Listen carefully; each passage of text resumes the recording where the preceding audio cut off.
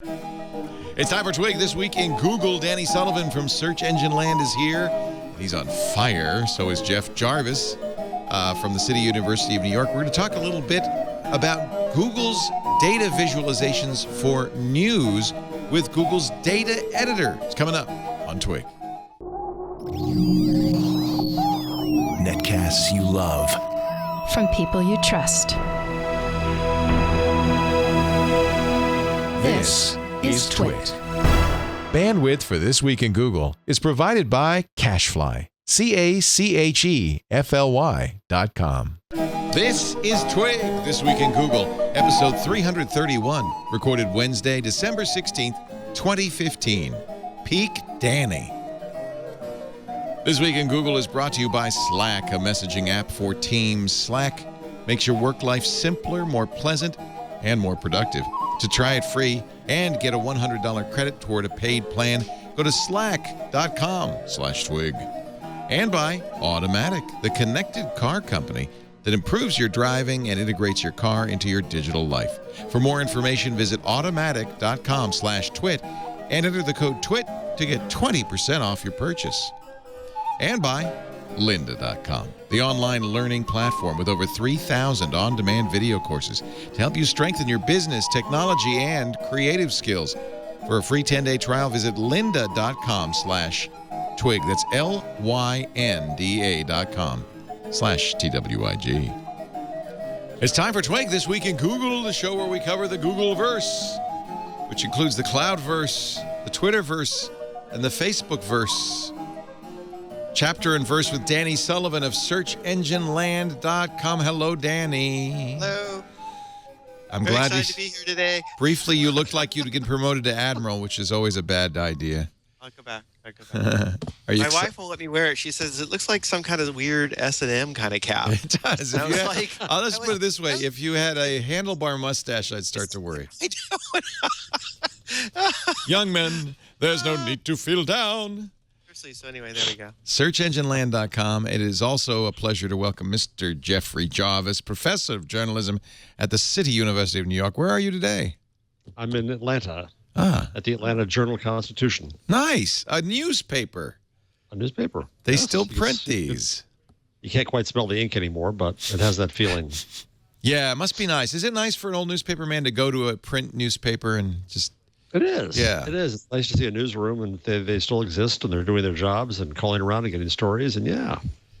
I've been watching Julio Ojeda Zapata's, he's with the Pioneer Press in Minneapolis in the Twin Cities, and they just moved into a new building. And it's actually kind of a nice new building. I've been watching his pictures, his Instagram pictures of the new office space. Did you see the Washington Post's departure from their old building? They moved? Oh, they moved, yeah. And the great thing is they all wrote on the wall before they left. And Woodward and Bernstein came back. And wow. It was kind of great. They had a marching band come in. It was the old All the President's Men newsroom. And it was a rat trap, literally. Oh, a rat I bet it was. trap. Oh, yeah. The Times, are they still in the gray? Are they still in the Gray Lady? Oh, no. AOL's there now, or somebody, right? Who's in? Yes, AOL in a bowling alley. And so the Times is next to me. And they spent a huge fortune on the building, and then they ran out of cash, and they had to basically sell the building. If they had just waited to sell the old building, which they sold at a horrible price, they would have saved themselves. Because real estate's not their business. It's on Times Square.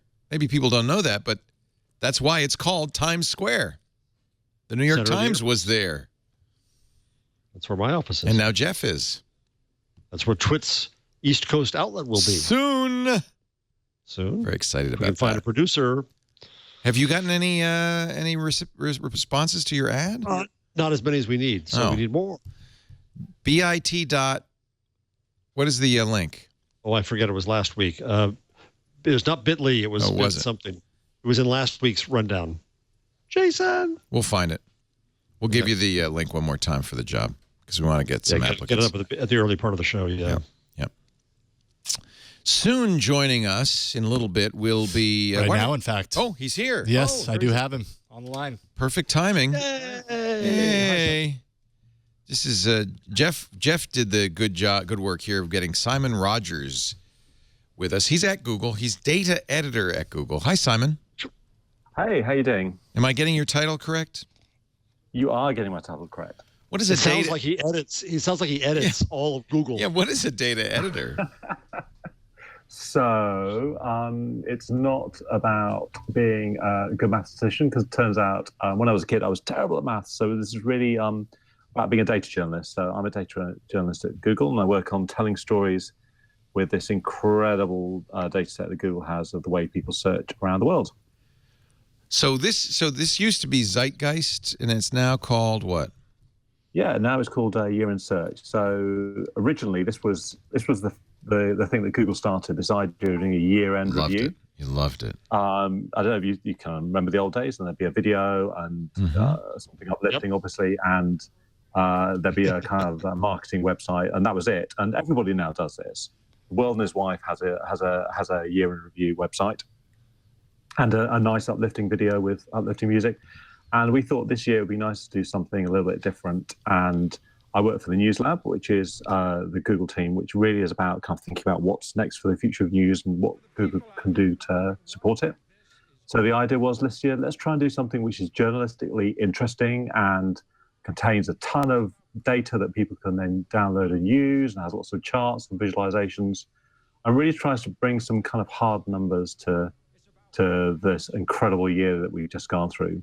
I really like this because video is really powerful at kind of in a few seconds conveying an idea and emotion, and bring back the memory of, Black Lives Matter or Cecil the Lion. Sure. It just instantly, and I guess that's part of your job as data editor, is bringing data to life. Well, yeah, that's the idea of it. So we have kind of two things going on here. We've got the video, which was done by this great team here, and the one thing I've done with it, I kind of spoil it for surprise a little bit, is that it has the Caitlyn Jenner speech that she gave at the ESPY Awards, kind of narrating the whole thing. And that's a really clever device, and it works really well. And then the other thing that we've done is this website, which is, and this is for the first time we've ever done this, we've got like 200 odd stories around the big news moments of the year, and they've been translated into 43 languages, and these are full of charts and visuals and things that we want people to be able to use for themselves. Hey. And this is the first time, as I understand before, all of the searches were kind of relative. Like, this is bigger than that. This is the first time you're putting some raw numbers out in this, yes?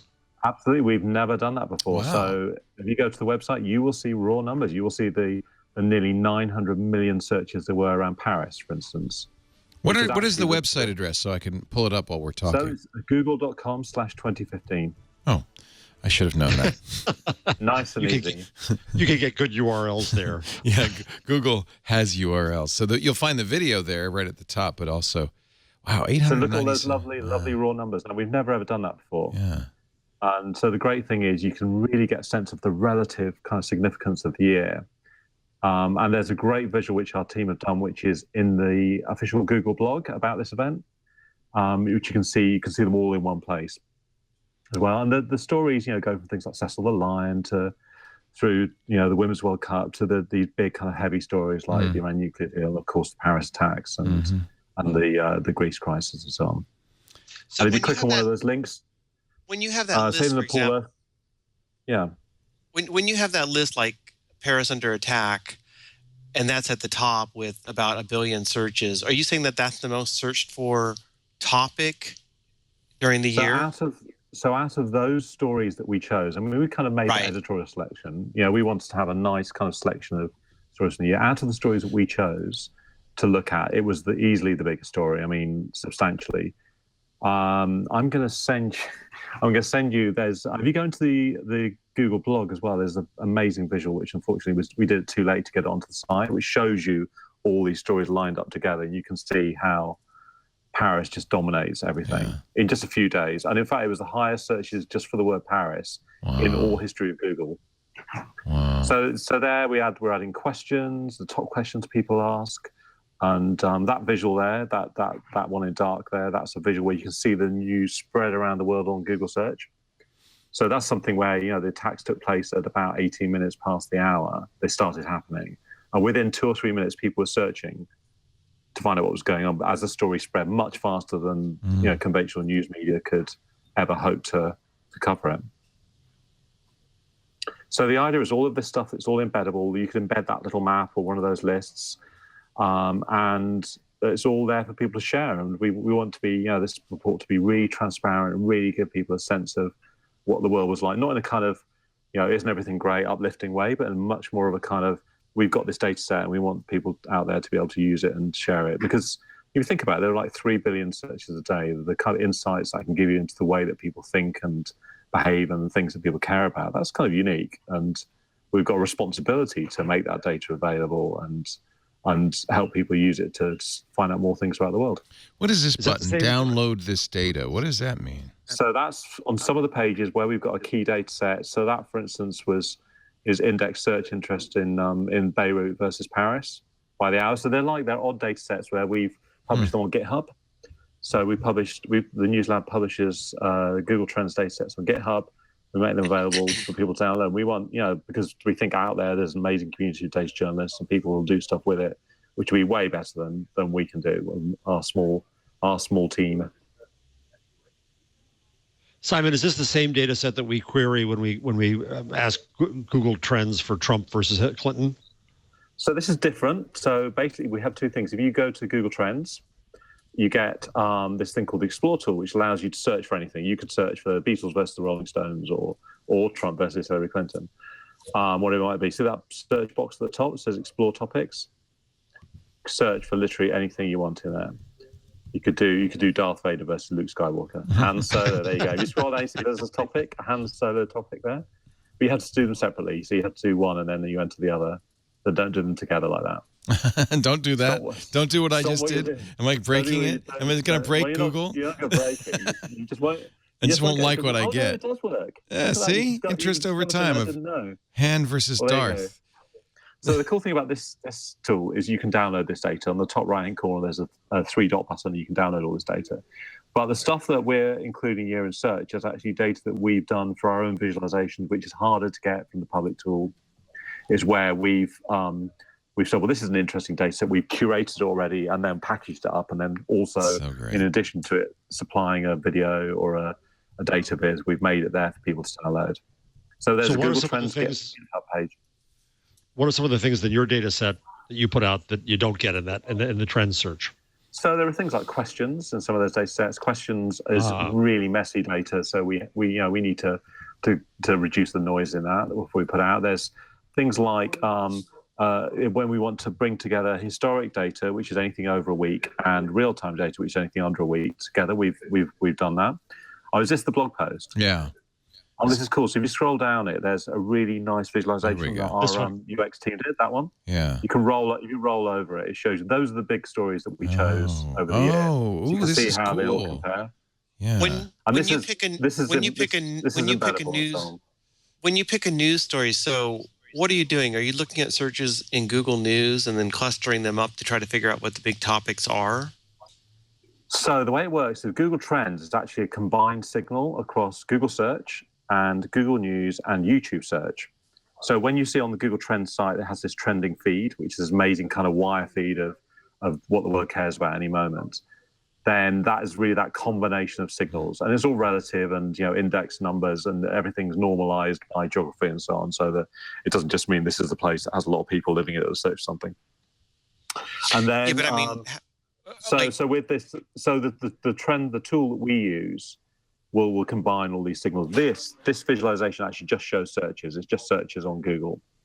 But I mean, these are news topics. So, for example, in November, you would have had a significant number of Black Friday searches, right? Yeah, no, exactly. So for news topics, we didn't algorithmically choose the stories that we're using for year in search. That was literally, I've got a lot of years experience in the newsroom. This is really us just choosing stories that we think are interesting and present a kind of, balanced view of the year. But But I mean, could there be news stories that, because you're doing that editorially? It's hard to be critical, but that's basically you guys picking 20 different topics and saying, find out how well these did. Yet there could be news topics that aren't included because you perhaps missed them, right? Oh yeah, absolutely. I mean, we have to, so when I was a news editor, one of the big fears, if you talk to any news editor, it's the big fear. There are two things. One of which is you're going to miss something really, really important. And the other fear is that you're doing too many things that aren't important. So that editorial kind of sense is to be honest, what I use when I'm working out what we're going to provide extra data for and what we're going to do. So that isn't algorithmically driven. However, if you go to the Google Trends front end, there's a ranked list of stories on there, which is totally algorithmically driven.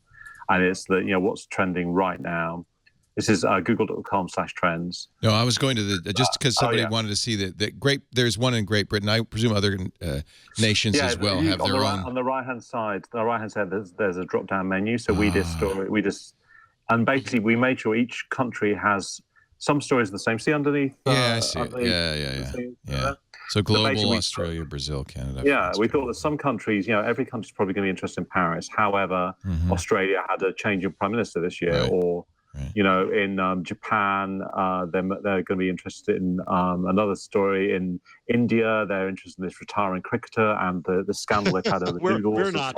We don't care. SOAG retires. Yeah. Wow. Big story there. So big story. So if you check out the Japan pages, or there's South Korea in there. Yeah. And India, we've got these floods that have just happened.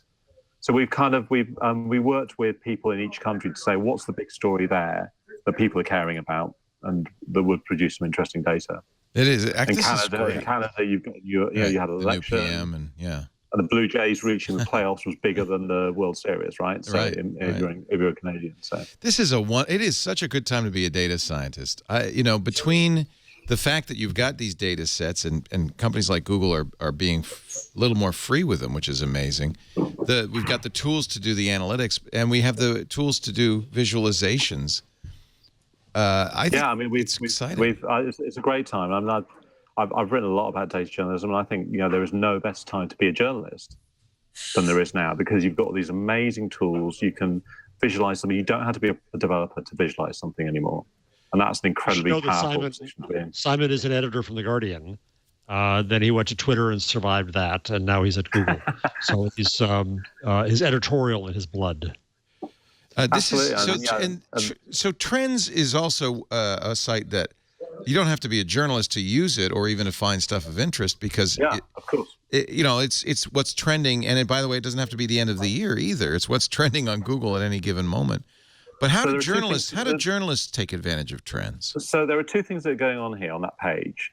You see the stuff across the top, those are featured stories that we choose. So that's editorially, that's where I say, right, so today the Fed and interest rates is a big deal. Right. So we should do a story on it. And that means those things hang around in Star Wars. Obviously, people care about that at the moment. Right. We've got the climate conference. There's a page there on gun violence. Yeah.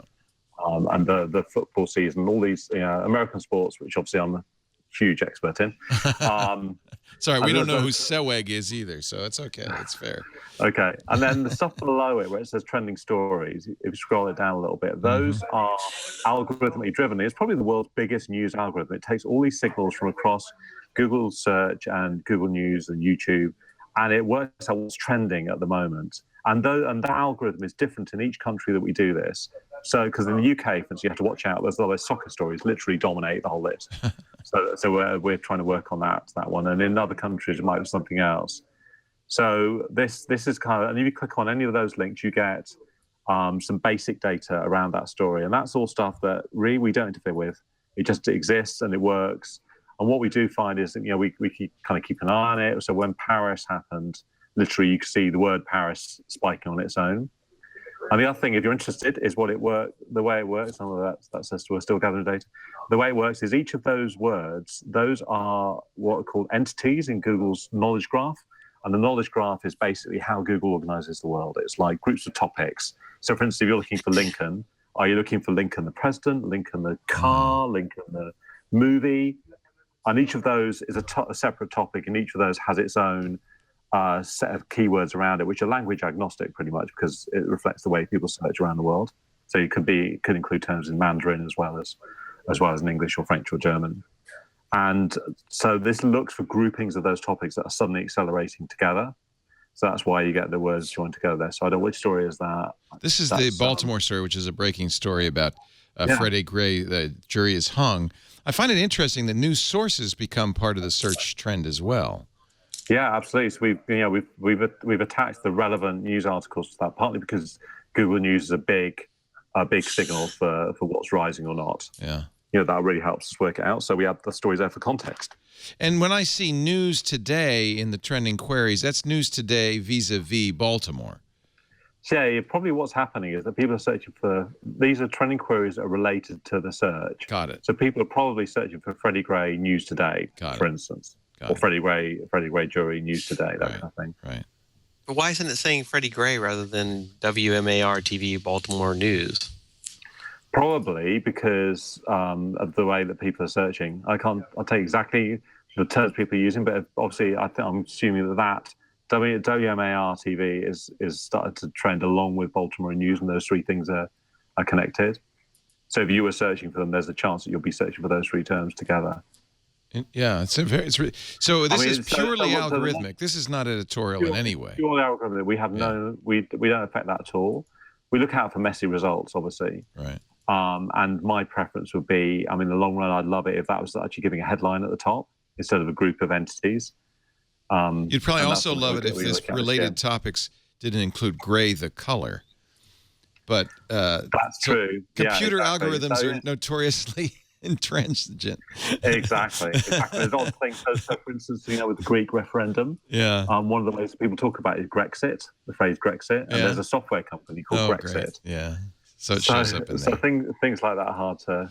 But boy, I could see why you'd say this is valuable for a news operation because of that concern you spoke of missing the big story. You could see the big story. It's at your fingertips right away, right? A lot of newsrooms now use this. Yeah. You can actually have, if you scroll up to the top of that second algorithmic bit which says trending stories. See on the right, there's a little square thing next to the reload button. Yeah. And that actually allows... I can sit on this. That's just a pop-out feed. So, we've all had, wire feeds in the corner of our screens. And this is a pop-out feed that a lot of newsrooms, we know the BBC, Telegraph, people like that have this on a big screen on the wall because it's... This is awesome. I'm a news junkie, and this is awesome. I usually, as all radio stations do, and we're kind of like a radio station. I always have TVs on with the news stations on, so you don't miss a big breaking story. This would be probably more useful. That fear of missing something important. Right? Yeah. We're all scared of that. Yeah. I had no idea Martin Shkreli was trying to bail out Barbie Shmurda. There you go. Might have missed that story. Exactly. Wow. Isn't this cool? What do you think? Jeff, Danny? Well, the data that you're giving out, did you change up Google's trends as part of today? Is this a new presentation? Because it looks new, doesn't it? It is. We relaunched it in June. And there were two big things, one of which was if you'd ever looked at Google Trends from the beginning of the year, it wasn't real time. It went up to about 3 days ago. Yeah. And the big change was this is now up to a few minutes ago. Which is this clustering deal. and the way you're describing the topics. Oh yeah, the clustering. This is all from the summer, and then things like that pop-out window. That's brand new. That's only about a week old. This. And as Jeff and I met a few months ago, and one of the things saying, why can't you embed this stuff? So one of the things I went back to him said, look, Jarvis says we should be able to embed individual visuals. So all of the charts now are embeddable. So we're always working on improving it, making it better, and it's nice. It would be nicer if these topics told me. Like if I go over to Facebook Trends, they do an excellent job of looking at the trending stuff and telling me what it means. So something like WMAR TV Baltimore News, I'm like, I don't know what that is. Well, but if you're in the news business, I think you might guess. Yeah, but this isn't for people in the news business. It is for people, isn't it? Not really. It is. I guess we've kind of had a bit of a focus on the news industry, and the News Lab, which I'm part of, is definitely focused on that. So we have pushed it towards that. I would prefer to have real headlines. I think that'll make it more useful because actually, I've worked with social media data, and the great thing about Google data is it takes you beyond that echo chamber. Right. This isn't a public expression of opinion or something. This is an implicit interest because you're actually searching for it. You care enough to search about it, so that makes it interesting. Amazing that Donald Trump is nowhere to be found. Well, the reason I say not today, but that's what's interesting. So, like if you looked at yesterday, this last I'm night, sure he was. Yeah. Last night at about 8 p.m., you would have seen him all over this. So it reflects how quickly things go up and down. We care about things intensely when we care about them, and then we don't. Why does Google do? I understand why you do this. I love it, but why does Google do this? Well, I guess you'd have to ask. You're not. I know you don't speak for. You've been here longer than me. I don't speak for them, but I would say there's if you think the core mission of Google is historically about organizing the world's information and making it accessible. This is all Google's. That's been a core thing. So this to me, this is making that real. You're taking the world's information, all the way that people search Google, which is now an interesting source of information, and making that accessible to people. So I think that's the motivation, and Simon will probably give the corporate T-shirt there. And Leo, we've talked enough on the show about the European situation. This didn't come entirely out of Europe, but Google wants to make friends in the news business now, starting in Europe. Okay. And so NewsLab, tell me if I'm wrong here, Simon. It has a lot of training for newsrooms and how to use the various tools for news. It's much bigger than just our little data journalism operation. We have people who go out there into the newsrooms and show people how to use tools. And we also have partnerships with newsrooms and partnerships with organizations that support the newsrooms as well. So the idea is for us to be a kind of support system for journalists. And we're not selling anything. We're not, this isn't PR or marketing. This is really about what can we do. Google has all this data and resources and expertise. What can we do to help people use that? Simon, can you just, as I won't do a good job of it, can you describe the First Draft Coalition, which, as I understand it, was basically started by Google and a whole bunch of partners? So the idea of First Draft is really about, we're really interested in, there are certain themes we think are really interesting, one of which is obviously data, which is my area. And there's also verification. And, this idea of verifying stuff. We've also working with YouTube and Newswire, which is about, system-generated content, user-generated content around news stories. So with First Draft, we've already had events around this idea of how do you verify all this information that's coming to you as a reporter now? What's the best practice? What can we do to help with that? There's so many little interesting things to be gleaned from this. I have no idea why interest in The Force Awakens is highest in Salt Lake City of the entire United States. And I'm sure this is all proportional as well. That's the great thing about data. So basically, when we get it, we get it as a percentage of all searches. Yeah. Does that make sense? Yep. So basically, because otherwise a small, New York or Texas or California is always on name. Right. So something's going you on have graduate students parsing this data, coming up with all sorts of interesting theses. Well, that's partly why we started publishing it on GitHub. We want people to do it. And so one of the things, if you go to the feature story, so go back to the trends from. Yeah. If you look at and I had to go to a meeting. I'm so sorry. If you scroll to the right, see the Republican debate page. You go to that. Yeah. There's a visual now I just want to show you because this is something I love. Oh, I can replay this. It says, so replay the debate. So if you click on that's so cool. And so you could. This visual was actually designed by one of my students at Berkeley. I teach data journalism at Berkeley, and she designed this. So cool. This visual using data we published on the GitHub page. So now we use it now to tell the story. Is that cool? Debate. So this is a cool thing. Makes me happy. What cautions, and I'll ask not just you but everybody on the panel, what cautions should we keep in mind when we remember that this is merely search data? I mean, this is people searching for something. I mean, that's actually a pretty good signal because it's uncoerced. It's not, it's not very self-selecting. I mean, I think Google's pretty universal these days. I guess it's people with computers and the internet. It is. I mean, I don't know the answer to that. I wish I did. So, for instance, we did something around the UK election where we aggregated city data to constituencies, which is weird because that's not a Google boundary, Right. It's like we're taking the city data and averaging across it to a constituency. In the UK, like the US, it's first past post system. So what that means is that, whoever wins in each place wins the seat. Even if they don't win the majority, you can win, just like in the US, I guess. And so when we did it, at the time, the polls were neck and neck between Labour and Conservative. Yeah. There was actually, nobody could tell who was going to win. And Armut came back and seemed to kind of indicate that David Cameron, the Conservatives, were going to win kind of handsomely, and they were going to completely win this. So I was thinking, well, this is obviously not true. This is just a bit of fun, but we should just put it out because people would like to see who the top search person is, where they live. But actually, in the end, we were closer to the result than the polls were. We predicted this landslide, and he won. He won by a landslide. Kind of what we're doing with this stuff. So this is like, so you might say, well, this just reflects Donald Trump is in the news. That's why he's most searched. But he's also top of the polls.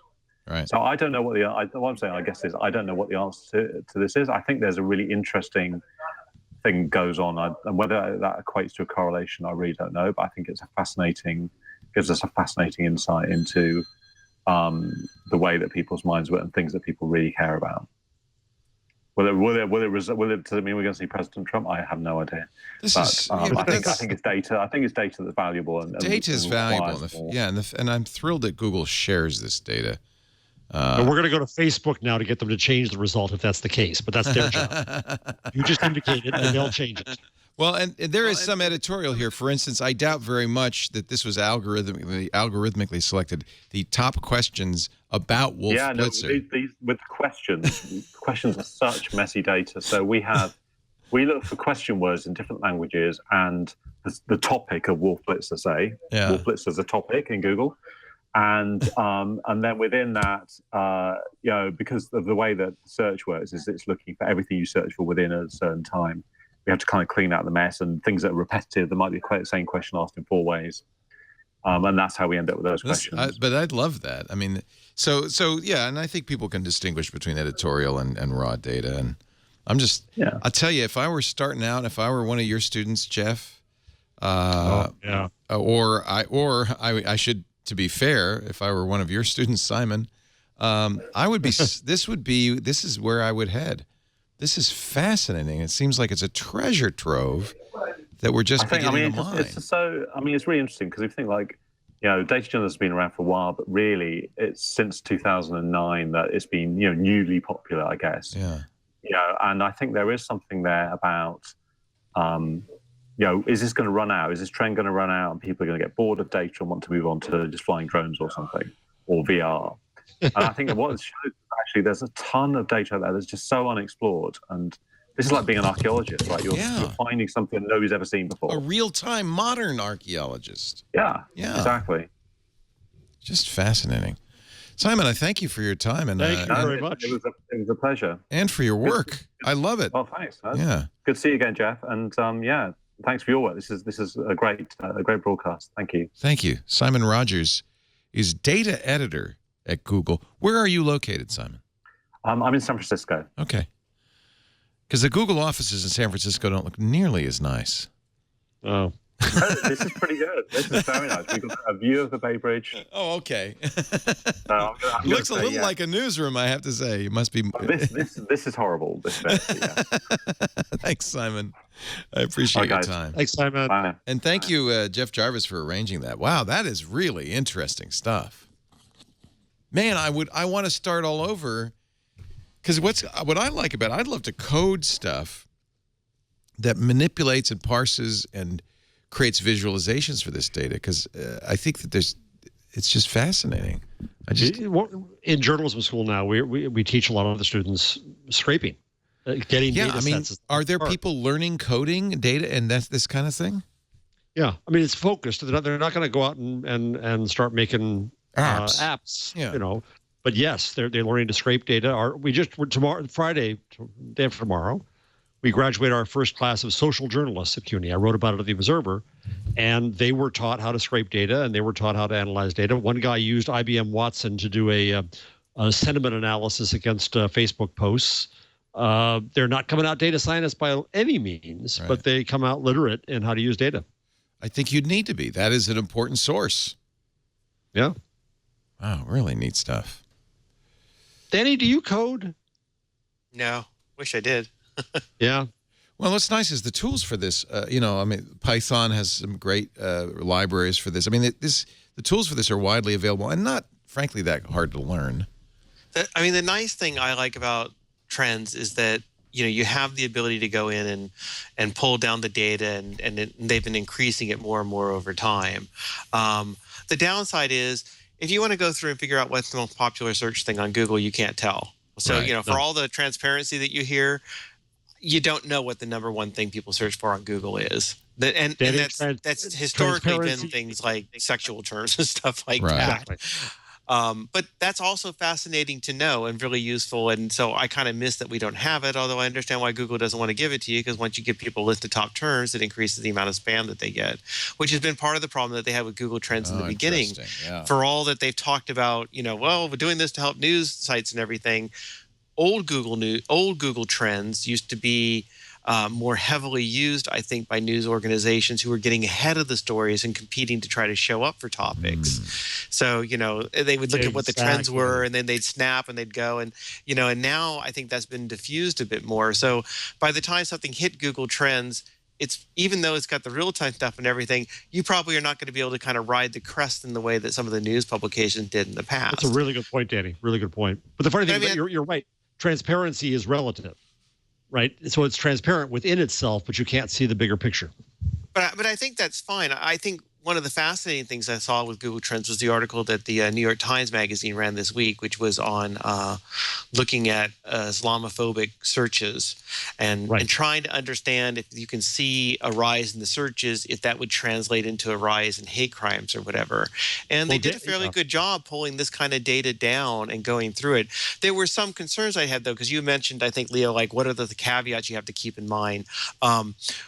A common type of thing you'll see was like a few years ago, like Fox News ran an article saying like, I can't remember, it was something like who hates George Bush? Right. And they said there was like a rise, but then you could do a search for who likes George Bush.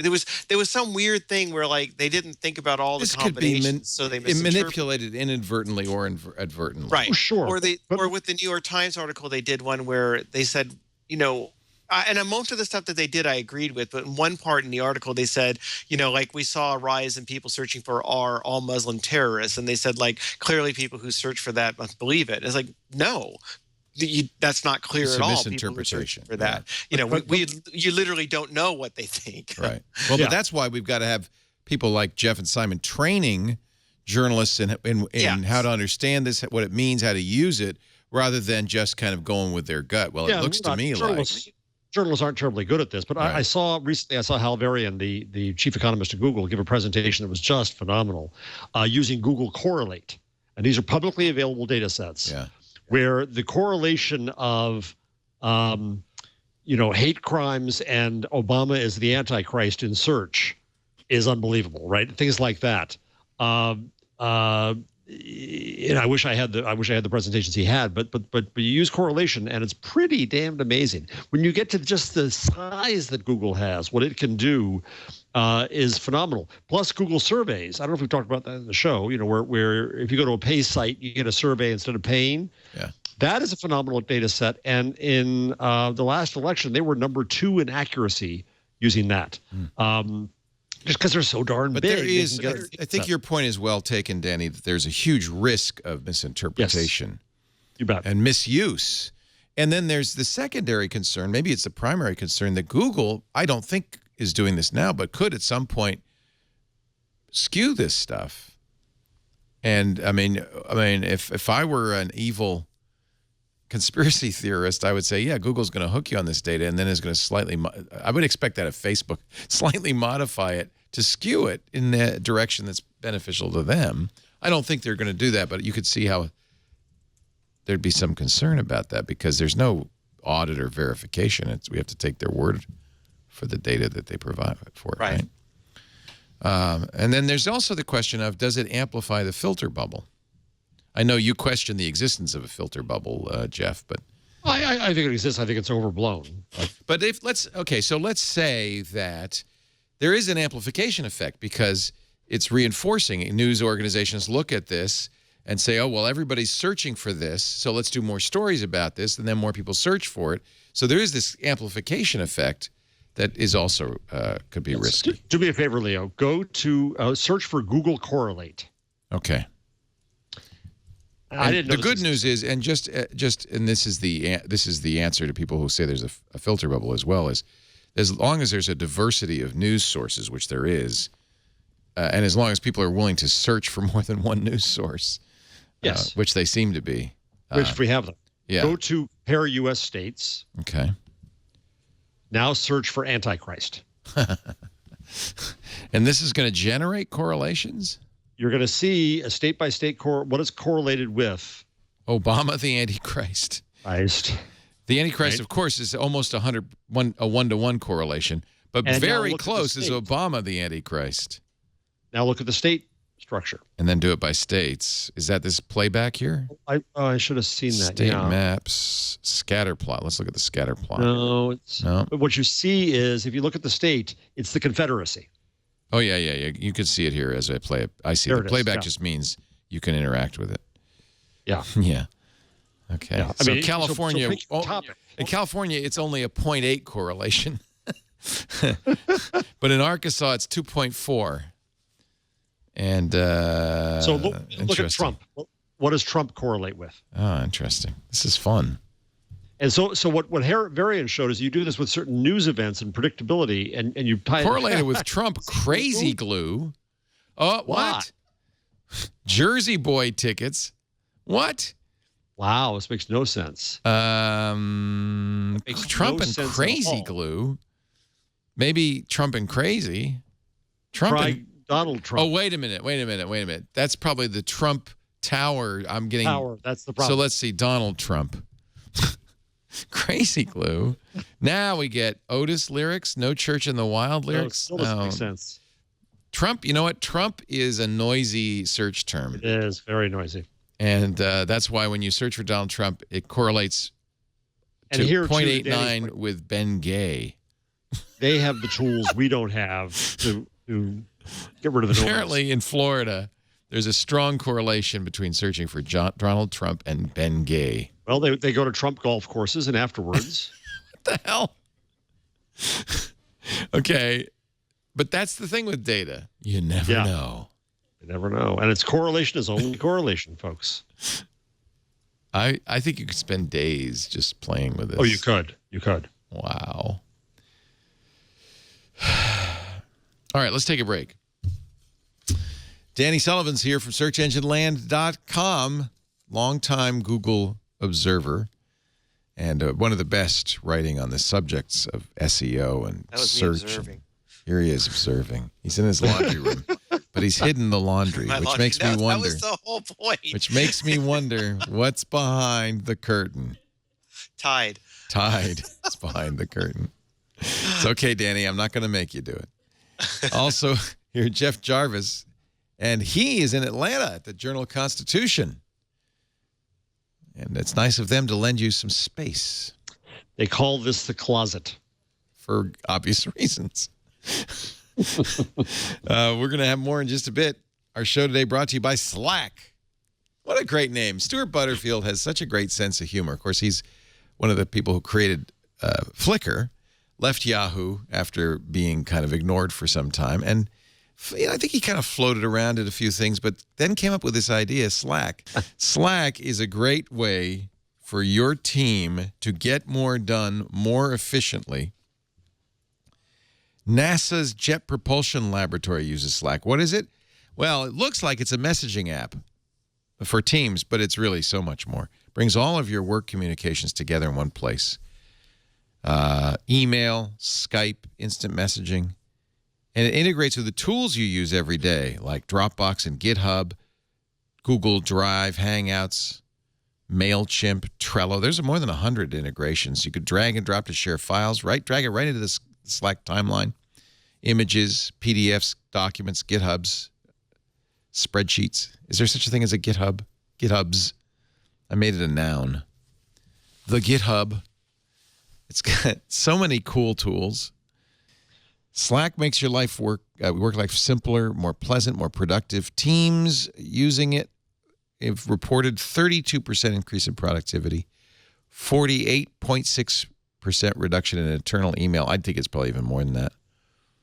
And 25% fewer meetings. There you go. There's your big payoff. More than 1.25 million daily active users.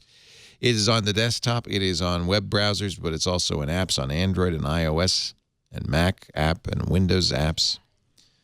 It's used not just by NASA, but MIT, the Wall Street Journal, Salesforce, Zappos, eBay, Dow Jones, Airbnb, Expedia, Intuit, Samsung, I can go on and on. Spotify, Pinterest. We use it with our web team in Austin.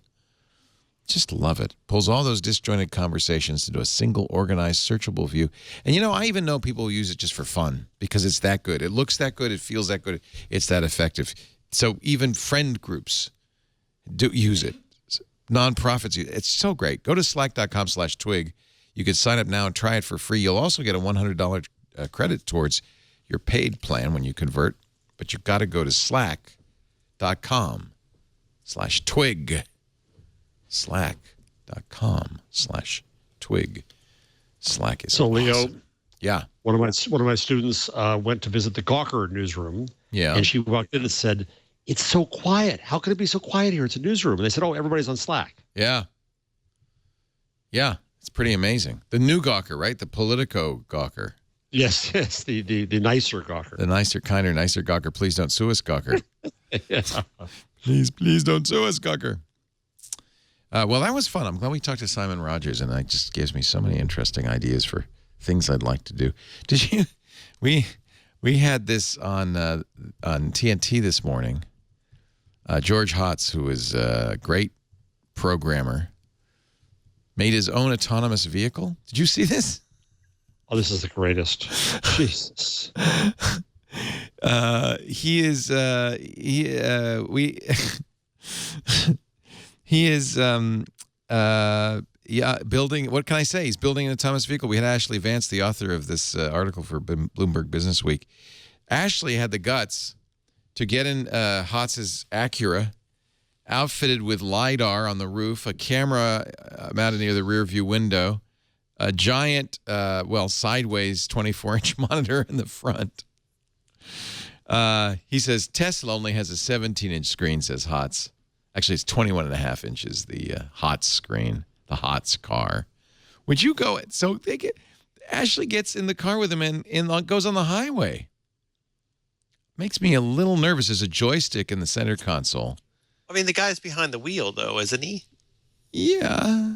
Yeah, but if it pulls in front of a truck, it's not much you can do. Yeah, but he's like behind the wheel. Like people have the Tesla auto driving cars.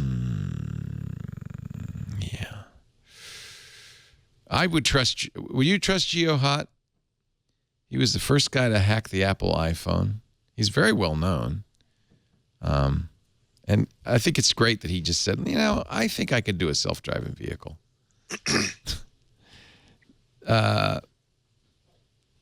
I asked, Ashley says, amazed, I asked Hotz what it felt like the first time he got the car to work.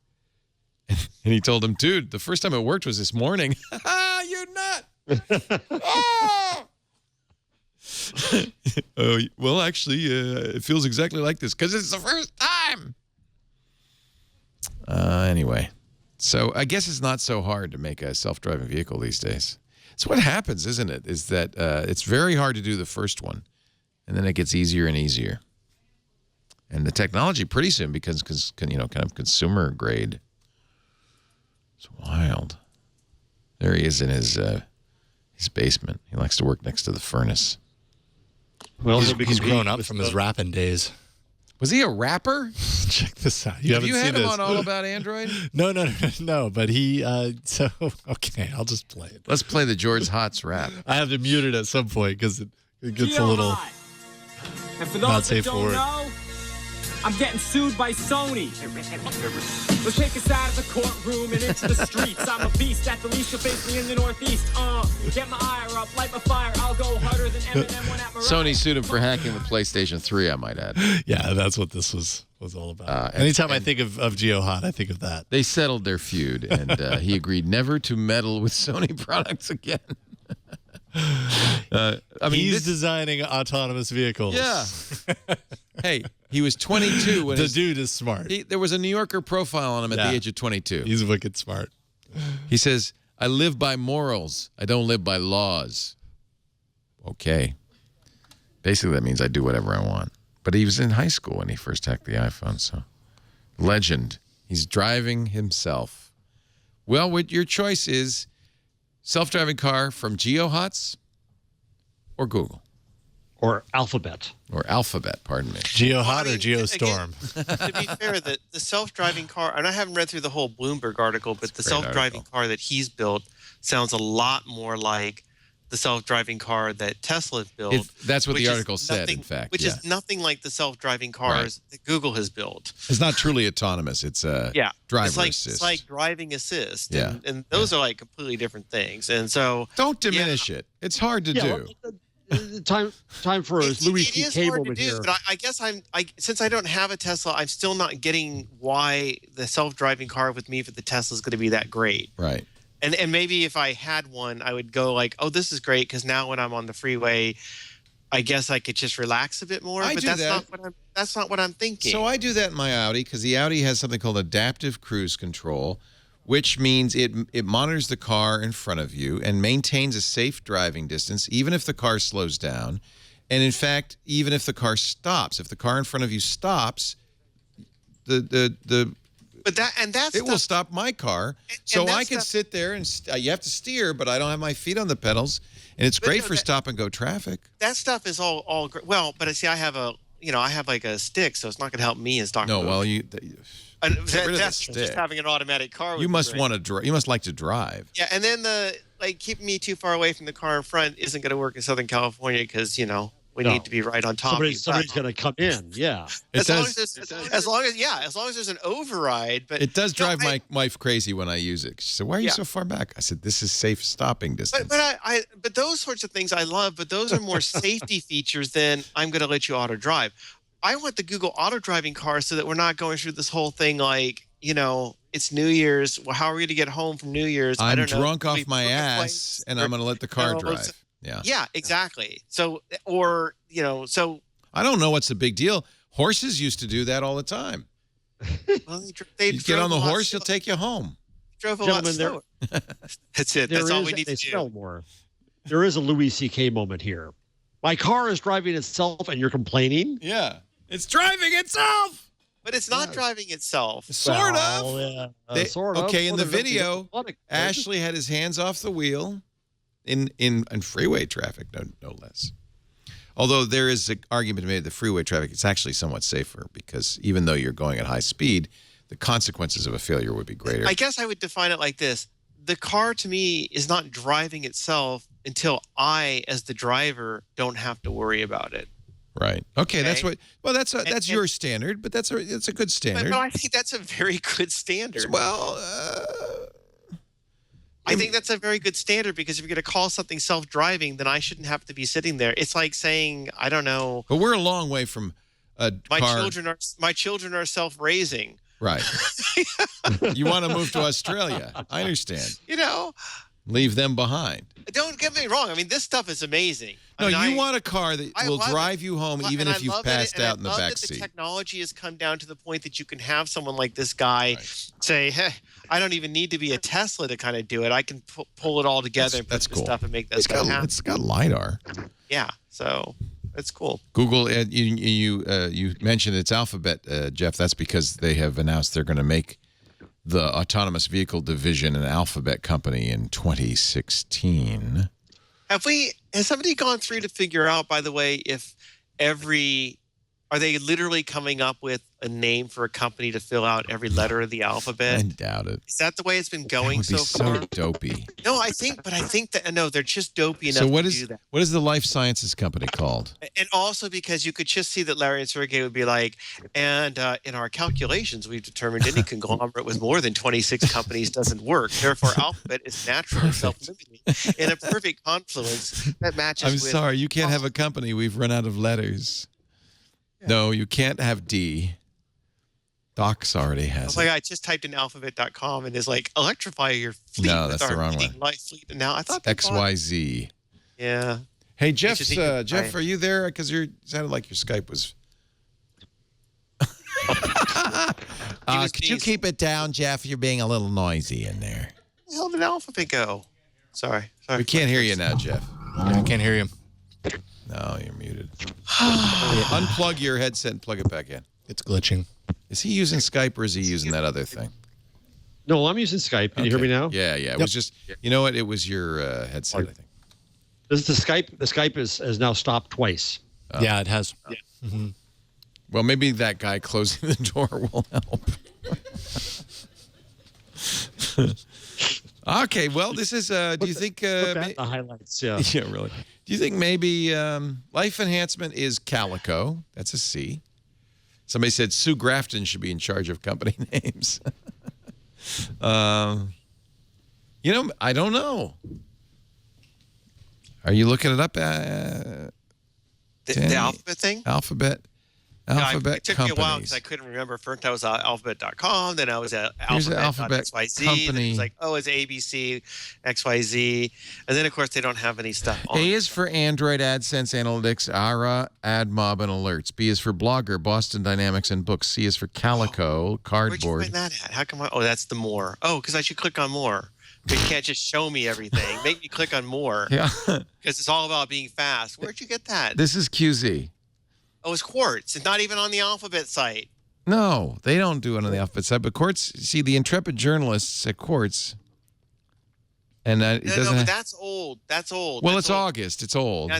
There's new alphabet. Okay, But there's enough. we can do this live. Well, these aren't Alphabet companies; these are features. Names, Right. new company. Okay, I'm doing a Right. search. Alphabet names, new companies.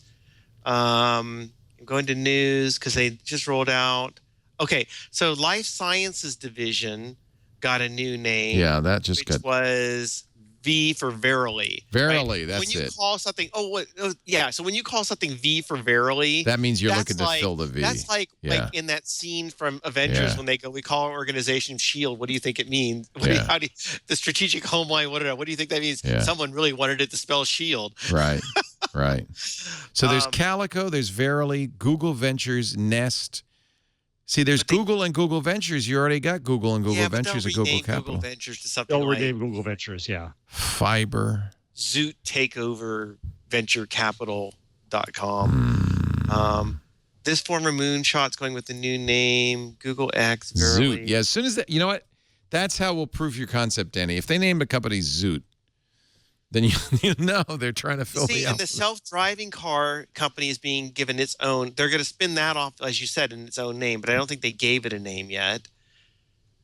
And they're going to go through the alphabet in a Fibonacci sequence. Yes, of course. The golden mean. They had 3 other companies that they named. Well, the Verily That's was the Verily. most recent one, right? Nest is an N. I think your thesis may not hold water. I'm going to be all over. I'm going to be all over. But I'm telling you, as soon as there's a Zoot, BuzzFeed's going to be like, why didn't we do that? Hooli. Yeah, Hooli. that's right. You better do this before BuzzFeed does it. Remember, they had the Hooli reference when they went live with That's that. right. That's Yeah, right. Verily. Google Alpha. There were 3 other divisions that they named. I'm sure it was. This is how we the have blog Calico, gets written, my friends. We have Verity. We have Verily. Google. There's room. There's there's room. room. A lot of room. There's room. Just telling you. You heard it here first.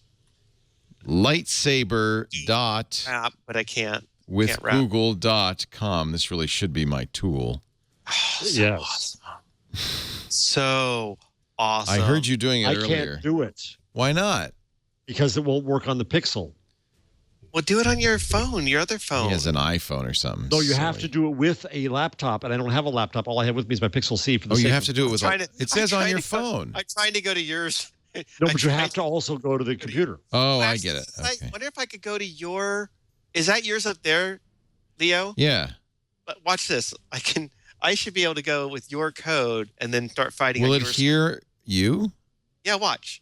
Because I can see your code, right? Yeah. It's Oh, I have to go- OCQ0D. Co / because it's not like my phone is talking to my laptop. Right. It's talking to your thing, Lightsabre, and then I guess I just go with the / OC.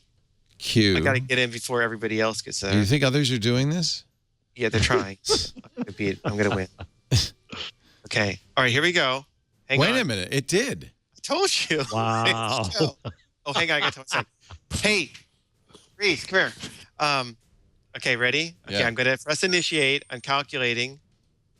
How's it doing that? Oh my God. I told you. You're controlling my computer across thousands of miles. Yeah. Oh, yeah. my God. Screen over here. Watch this. See the screen up there? Check it out. What the what? Right. To enhance To escape. Okay. Okay. Can you see me? Oh, I got lightsabers on. Oh, he turned on his lightsaber. Here comes a stormtrooper. Look at this remote. So for those of you listening at home, for some reason, Danny's able to use his Nexus 6P to fight a lightsaber battle on my computer 3,000 miles away because he can see it. PC does a little bit of extra latency thrown in for good measure, too. Plus, I don't have full screen on my end, so it's kind of tilted. But it's better than what? Ready. All right. You obviously succeeded, Padawan learner. Now, escape. So the stormtrooper's shooting at him. Start hitting with my lightsaber. And what, you're supposed to bounce the bullets off with your lightsaber? No, that's a pain. Well, how else are you? Oh, you want to go up to him and slice his head off? Yeah. Oh, that's right. You're going down. Oh no. Uh-oh, there's a few of them now. It looks like an endless corridor of them. I always thought this was ridiculous that you could do this. I guess if you're a Jedi Knight. Check out the accuracy, Danny. You are a professional. Man, look at you, Danny. You are good. This is better than Fruit Ninja. Knocking all the stormtroopers. Take them down in the hallway. Danny's the new PewDiePie. Wow. You got to explain to me how this works, though. How does it know? How do it know? My phone is connected to your browser through that unique code at the end of it. Right. So you're sending it up to Google from your phone. My accelerometer to know where my phone is positioned and using it basically as a remote game controller. Or God. Oh, don't worry, stormtroopers can't hit a thing. You're safe. Look at that. He bounced the bullets back at all. Oh, no! This is awful. Where's the boss key? Okay. Apparently, you have infinite lives, though. Yeah. Up, down, down. Red that's hitting me. Because Google knows that those photons. Oh, you've been captured. You need to hone your lightsaber kills. Oh my goodness. Wow. Danny, that was brilliant. What the what? Brilliant. I don't even know how you do that. But can you do it with a BlackBerry? That's the question. You should be able to do it with any phone, right? Yeah. Let me check. There's a little question mark next to it. Yeah, you should be able to do it with any phone. But I think you've taken. I can't play because you've taken over my. Hang on, let me just get out. I don't have access to my computer anymore. Page, and then it'll. Yes, I want to surrender. Quit. Yes. Am I sure? Okay. Okay. I'm gonna quit. Now I have a new URL. Now don't show it because anyway. Well, I think we got the gist. Yeah, I think we did. So each time you refresh, you get a new URL. That's a cool Chrome experiment. And if you're lucky, you can guess into somebody else's experience and totally throw them off. Okay, well, you know what? Let's do it right now. Go ahead, show my screen. 86WVC. Anybody at home wants to try this? 86W. So you got to go to g.co/lightsaber/86WVC. You know what? The latency to the viewer is worse than latency via Skype. Oh yeah, it's terrible. Basically, you're dead meat. There's no way you're gonna be able to. But I think it's cool that I can let somebody control my computer, some random person control my computer. Oh, that's the best. That is neat. That's exciting. I got my blood going. Day after tomorrow. Oh, somebody's. There we go. Somebody's in. Somebody's got to go full screen with my screen and take down the lower third. Let's give them at least a chance. Is it just some random person who's come in? It's somebody. We have no idea who this is. We have no idea who it is. And spell your name with a lightsaber, will you? So we know who you are. It's Matt's cut. Oh, look, he's moving. Okay, so get used to the latency because that's going to kill you. Whoever you are. Whoever you are. Mysterious. Fan of Someone's Twig. going to find a way to use it to hack your computer. We'll find out tomorrow, like, if you know someone's Okay, start moving now before he shoots. You're on. Turn on your Oh, he's trying to get up in the left. There he goes. Uh-oh. What? Oh, we have lost. I know you're calibrated. Just you got to keep going. No, you know what? Somebody else took over. Change the screen. Somebody else got it. All right. That is so funny. Okay, chat room. Who is it? Admit it. No, I really Fess up. Wow. Well, whoever it is, they're not in the chat room chatting because they're busy fighting. Oh, yes, that's true. But somebody's having the ride of a lifetime. The most thrilling thing they've ever done. All right, enough. I can't, wait a minute, I can't take it back. Okay, quit. All right, sorry, I'm out of that. Nice job, though, whoever you are, mystery stranger. Wow, that was kind of interesting. Everybody's betting it's Father Robert Balacer, Padre SJ. Probably. I'm willing to believe that he could be doing that. That's a Lightsabre with Google.com. Lightsabre.withgoogle.com. It looks like it's not a Google project, but it's a Lucasfilm project. Oh. The way it's branded, it says with help from Google as opposed to by Google. Well, at the bottom it says... It has all the logos. It's got all their copyrights. Yeah, I think it's the Google, Lucasfilm. So they probably control it, but... Well, made with some friends, but it's a Chrome experiment. I mean, everybody's got a hand in it. We've been speculating that Disney probably has given Google a significant amount of money. Did you see the loading page on was it Google Now or maybe Gmail is a lightsaber now? Mm-hmm. Oh yeah. If you opted into the light side, dark side thing. If you do that and you go into Google Maps, like my Maps now, my icon is like a X-wing. Yep. So I'm walking through New York, wow. and this X-wing is flying me all along. Oh man! But I gotta say, the cool thing they did on this is not Google, but it's Facebook. Yesterday they rolled out this thing where you can change your profile and your profile picture, and you can have like a lightsaber in front of it, which is pretty sweet. Oh, and this is cool for me. The Street View man is a stormtrooper. I must have chosen the dark side. See the little Street View? Oh man? yeah. It's going to be hard to figure out how to turn all this stuff off later on. I hope it doesn't go beyond next week. That would be very bad. See, there's my little Street View man. So I must have chosen the dark side. Shame on me. I don't have a TIE fighter though. It's for navigation. Oh. So if you were to pull up navigation on your Android device, you'd get a TIE fighter. Turn by turn. Or actually, no, you're the dark side, so you'd probably get something else. I'd get a No, what would I get? I would get something bad that I don't want to be. Why did I choose the dark side? What's wrong with me? It's the kind of thing you do. You giggle about that then. Are we all going to Star Wars tomorrow? Friday. Not tomorrow. Friday. Oh, we're going tomorrow. Yeah, not that. 26 of us are going at 7:30 in the evening. The real question is, the line's going to start forming at 7 a.m. I'm confused. How I thought it was opened on Friday. Yeah, but it opened early in somehow, some way. It's the midnight thing, and then midnight's. But ours is at 7:30 a.m. So you're gonna probably see like a marathon up to it. Oh God, I hope not. Oh my God, what have we done? Listen, this is important, okay? This is really, I need your full attention on this, okay? So we have scheduled out watching all the movies before they started. And there's still time for anybody who's considering this. And after I said I'm watching the films, people started saying to me, oh, you should watch them in machete order. And I'm like, what are you talking about? And you've got to look this up. It's by this guy, Machete. Yeah. And it's not Machetes, this was his name, but it's really awesome. So I'm going to just tell this to you. I know it's not Google, but it's very important, okay? There are different ways of thinking about doing it. One thought is you watch them 4, 5, and 6, which were really 1, 2, and 3 with the way they originally came out. Then you watch 1, 2, and 3. And there's some advantages to that. And then there's the thought, well, I'll watch them 1, 2, 3, 4, 5, then 6 because that's the order.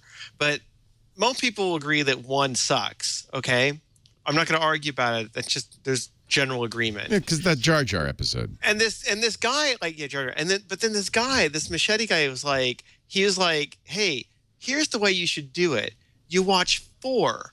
Then you watch 2 and 3, which work as kind of a flashback in the way that you sometimes have flashbacks in movies or whatever. And they tell the story about how Luke ended up being Luke, which is what this is really all about. And you get a little bit about this whole Anakin and this Darth Vader stuff and some things I don't want to spoil. And you don't lose the surprise at episode 1 just completely blows away. And then you go back to 5 and 6. And I'm like, oh my God, you're amazing. You're totally right. This makes sense. So the machete order. Yeah. Actually, this is the order, just so you know. It's 4, 5, 2, 3, 6. Note that episode 1 has completely disappeared. Oh, damn, I screwed it up. I went 4. You went wrong, baby. And the reason is because despite appearances, Anakin, it's not the story of Anakin Skywalker. Yeah. That isn't what the whole Star Wars thing is about. And it also is designed that way to delay what we'll call the Vader reveal. Yeah. And introducing the young Anakin before the end of the Return of the Jedi. So you put the prequels in the middle. But why skip episode 1? Because it's pointless. It's irrelevant. It's irrelevant. It's irrelevant to the story. It does not in any way, in any form, have anything to do with it. Nothing. It's a fascinating read, actually, when you read through the logic behind this, and you start to realize, like, oh yeah, I guess it is irrelevant. I've never seen part 2 and 3. So, but what I have leading up to Star Wars Tomorrow done is I've seen Star Wars and Empire. I've never seen. You haven't seen all of them? No, I have not seen. No, because I saw I saw Phantom Menace, and it was such a pile of poo that I lost all interest. Really I lost all interest. I was like, if they can't get that one right, then I have no faith in the other ones. Phantom Menace is 1, right? Yeah. And that's the problem. Like, we did this with my wife. Like, when they put him back in the theaters, like, oh, we'll go see 1. And she's like, I don't want to. Well, actually, she was like, that Jar Jar is kind of cool. So, but she had no interest in everything else. But now we've been doing it the other way and convinced her. I'm going to have to go back and do this. She's like, yeah, that's actually better than I thought it was going to be. I bought them all. I could go back and we could watch them in that order. Tonight. So I'd have to start now, though. So you got to get going. But if you are thinking of doing it, just save yourself. Do not watch 1. I actually don't care what order you do it. Just don't start with 1. But wait a minute. There's no if you don't watch 1, there's no midichlorians. You don't need it. You don't need midichlorians? But that explains everything. No, it doesn't explain anything, because what do you need to know that there's midichlorians with 4? Oh, I know, I'm being too serious. But actually, there is one mention of midichlorians in episode 3. Okay. Which is great. Episode 3 is really good. Is that the one? I need to see it. Is that the one where he's got the little braids? Because I love those little braids. He keeps the braids. No, Jake Lloyd, your acting is terrible, and I've never wanted to see Darth Vader as a little boy. No confusing Padme Queen switcheroo. Yep. Less confusing master-apprentice relationships. Nothing about trade disputes. Yep. No pod racing. Yeah, that pod racing I could do without. Yeah. And no virgin mirth. So I mean, I just honestly, if there was like a Nobel Prize for how to watch Star Wars, sequence, it should be awarded to this person. Now we're interviewing on the new Screensavers on Saturday. We're going to do a Star Wars episode. My co-host will be Alex Lindsay, who drew Princess Amidala's starship. You know, that beautiful gleaming starship in episode 1. So don't tell. Oh, that's pretty. Don't say anything about this, Dan. But we're also interviewing the guy who does the despecialized edition. Which is awesome. That is the coolest get ever. What is it? You don't know about despecialized? Here we go. No. Well, now get ready for another rat hole. Okay. Your brain's about to explode. So prepare yourself, Danny. Harmy will be our guest. Does this take out all the stuff that they put in after? No, the idea is that the Star Wars you saw in 1977, the Star Wars episode, 4? Yeah, the real one. The real one that you saw. Where they started doing all the fake changes. Then they changed everything. They have used sources as diverse as the laser, VCRs, the laser disc, the VCR, VHS tapes, all sorts of sources to recreate the original episode 4. Yeah, that's what I need, because when I'm watching episode 4, I just lose it. You start seeing those things walk around, I just start screaming, fake, fake. Right. Fake. Or when it comes up and says episode 4, I start going, lie, lie. Because it wasn't episode 4. There was no episode 4. That's what worries me about having the digital copies too, because like at some point they decide, well, let's reshape it more, and then they just like switch it around. What are you gonna do? Yeah. So this will be he will, I guess it's Harmy will be our guest, right, on Saturday? Do you not get that's awesome. I know. Are you allowed to just No. Notice that the image of him shows no face. I think he's I don't know. Is he going to be? Are we going to do the? That's a great question. I don't know, but yeah, there is no official way to get this. By the way, this is not something that you go into a store and buy. This is something you procure pretty easily on the internet through through a means. It's really there is a, if you want to kind of get a better idea of it, there's a YouTube video that describes, you know, some of the scenes that you will hate. Someone just did this too. I thought it was like all the differences documented. I didn't have time to read it. Well, it's kind of like this.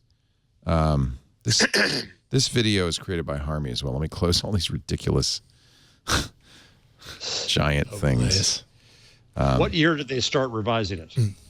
Lucas did it. You know, Lucas always said, "Well, I can revise it because A, it's my movie, and B, this is how I wanted to make it, but we just didn't have the money and the tools."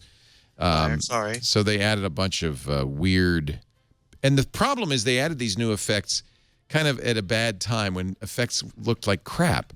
So they introduced a lot of crappy special effects that today look really dated. So this is the Blu-ray. They use the Blu-ray. They use the official DVD. There's a lot of different versions.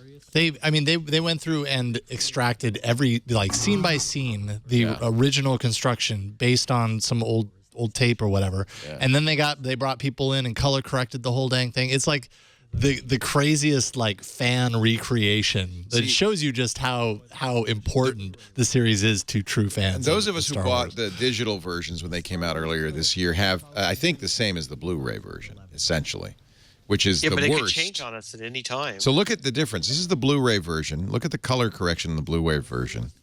And then we'll see Harmy's corrected version. It really is a lot better. Here it comes. Well, I can go with color correction. That's all right. Yeah. Well, there's all sorts of things. There's taking out bad aliens. There's removing. When you just put in new things, I don't like the new things. Yeah. Well, no, but the color correction in the Blu-ray is terrible. That's part of the problem is they did color correction that made it look worse, not better. So I don't know when we're going to see the fixed version. This is still the blue. Oh, here's the fixed. Look at how much better that looks. Wow. The Blu-ray actually looks blue. It also is extra dark. Wow. This is actually an improvement. If I were George Lucas, I'd give this guy a medal. Right? Oh, and then the other thing was hand shot first. They changed, didn't they change it? So, hand. Yeah, exactly. I know. I could tell that you were just realizing that was one of the big issues. Yeah, that was the big thing. We were all very upset about that. So that's... I'm looking, Wikipedia has a page on this.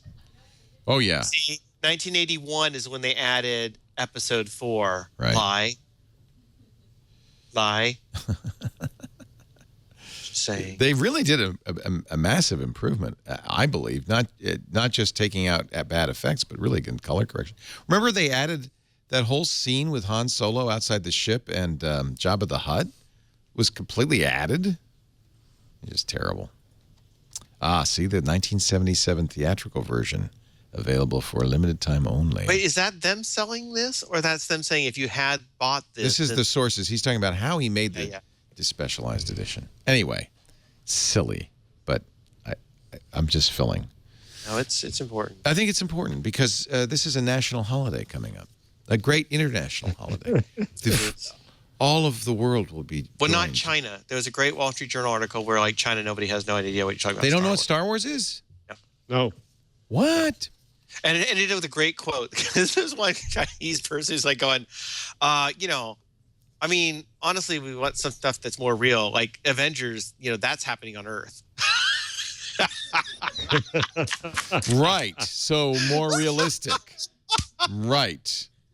Right. Okay. Anyway, we're excited. So tomorrow we'll see it. But you know what? I'm going to promise a spoiler-free zone. You can watch the new screensavers safely on Saturday. We're not going to reveal anything. And the Guardian made a point of saying in the headlines, no spoilers. It's challenging. You're a long time. That YouTube video you have, and that's very nice because it's showing the title crawl side by side. Yeah. You're finally. Oh, look at this. Here's a speeder. There's red leader. But I was going to ask Jeff. You're a longtime critic. You wrote for years as a television critic. I guess the spoiler thing wasn't a big thing back then. No, it wasn't, and it's also not hard to avoid it. You can write a review because some people are saying I can't write a review Oh, of course. Without spoiling it. Of course you can. I don't need to review a Star Wars. Well, it's like writing a review for the new iPhone. You're either going to buy it because it's the new iPhone, or you're not going to buy it because you don't like iPhones. Who on earth is going, oh, I've been waiting for this review of Star Wars because it's out this weekend. I've got to know, is it any good? If I should go or not, Right. I don't know if I'm going to go. Right. No one's love thinking this, that Danny. this weekend. This is No the one. greatest, And I mean, Danny. no one's been sitting there going, I can't make a decision on this until I read the New York Times and the LA Times and whatever else to tell me if I should go see Star Wars. Right. Please. Just save your review for a week after and give me what we learned about from Star Wars. So you didn't read any of them? You didn't read any of them? What's that? You didn't read any of them, Danny? No. Why would I read them? I want to go into it. I've kind of not really kept track. A lot of people refuse to watch the trailers. I know we have this thing. I know I have that's going to be in there. Yeah. I know that there's Patrick Delahanty is refusing to go on Facebook all week. We got the Stormtrooper person, but I've actually kind of not been trying to seek out more about it. Here's a great review in The Verge. This is Brian Bishop, the spoiler-free review. Well, no, it's all just... I don't even know the name of the characters. Go on, you guys. You won't ruin it for me. No, yeah, it's a spoiler. See, anything that... You're right. Yeah. Anything that reveals anything... People. So Howard Stern's crew, they go to all the cons. There's there's Baby Con now, and there's My Little Pony Con, and so on. So they went to one of the cons, and they found this guy who was, let's say, just extremely nerdy, and so into it. They called him with a phony phone call that it was George Lucas calling, and the guy's saying no spoilers, and the George Lucas says, well, at minute 27, yeah, Luke gets killed by this and that. The guy's crying at the end. They have to call him back and explain it was a joke. It really wasn't George Lucas. We didn't know it was. It was kind of sweet. Yeah. That'd be Danny. Review of Star Wars. Give me a break. Let's take a break. We'll come back with some actual Google News in just a second.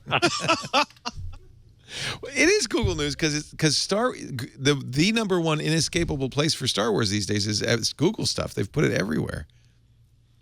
You know what I got? I just got this in the car, and I love this. This is called the Automatic, and it is a OBD2 dongle. So all cars since 1996 have been built with an onboard diagnostic port. You can find it. You don't even know it's there probably. A lot of people don't because it's kind of hidden on driver's side below the steering wheel. And it's just open there. And normally, the idea is the tech, when you bring it into the shop, will plug in the diagnostic equipment and go from there. But it's always intended, I think, to be open. And so Automatic has made this great little dongle that plugs into it. And this is, by the way, the second generation. So they've gotten even better. And then you bond it to your phone, Android or iPhone, over Bluetooth. And you're going to get real-time performance data. You're going to get intelligent coaching. My thing drives Lisa crazy. Will beep at you if you brake too hard or accelerate too fast. Keeps track of all of the information. It exports my trips. I use it with if this, then that to add entries for every trip I take to Evernote, including maps, gasoline, mileage, how much it costs. You know, just knowing how much a trip cost alone. Isn't that eye-opening? You go to the grocery store and then you look at Automatic and you're 57 like, cents? that trip to the grocery store cost me $1.50. Yeah. It's like, it's information that you don't know if you actually Changes want to know your that life. or not. It'll tell you what the check engine light means if it comes on. It integrates with so much stuff. They have a app platform, so Nest, Your Mechanic, FreshBooks. It will track mileage and put it into FreshBooks for your expense report. Business expenses like Concur and Expensify also interact. I love it that it works with if, then, that. It works with Amazon's Echo. I can say to the Echo, hey, Echo, tell me how much gas is in the tank.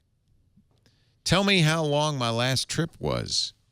Supports the Apple Watch and the Pebble. And there are no monthly fees or subscriptions. This is all part of the deal.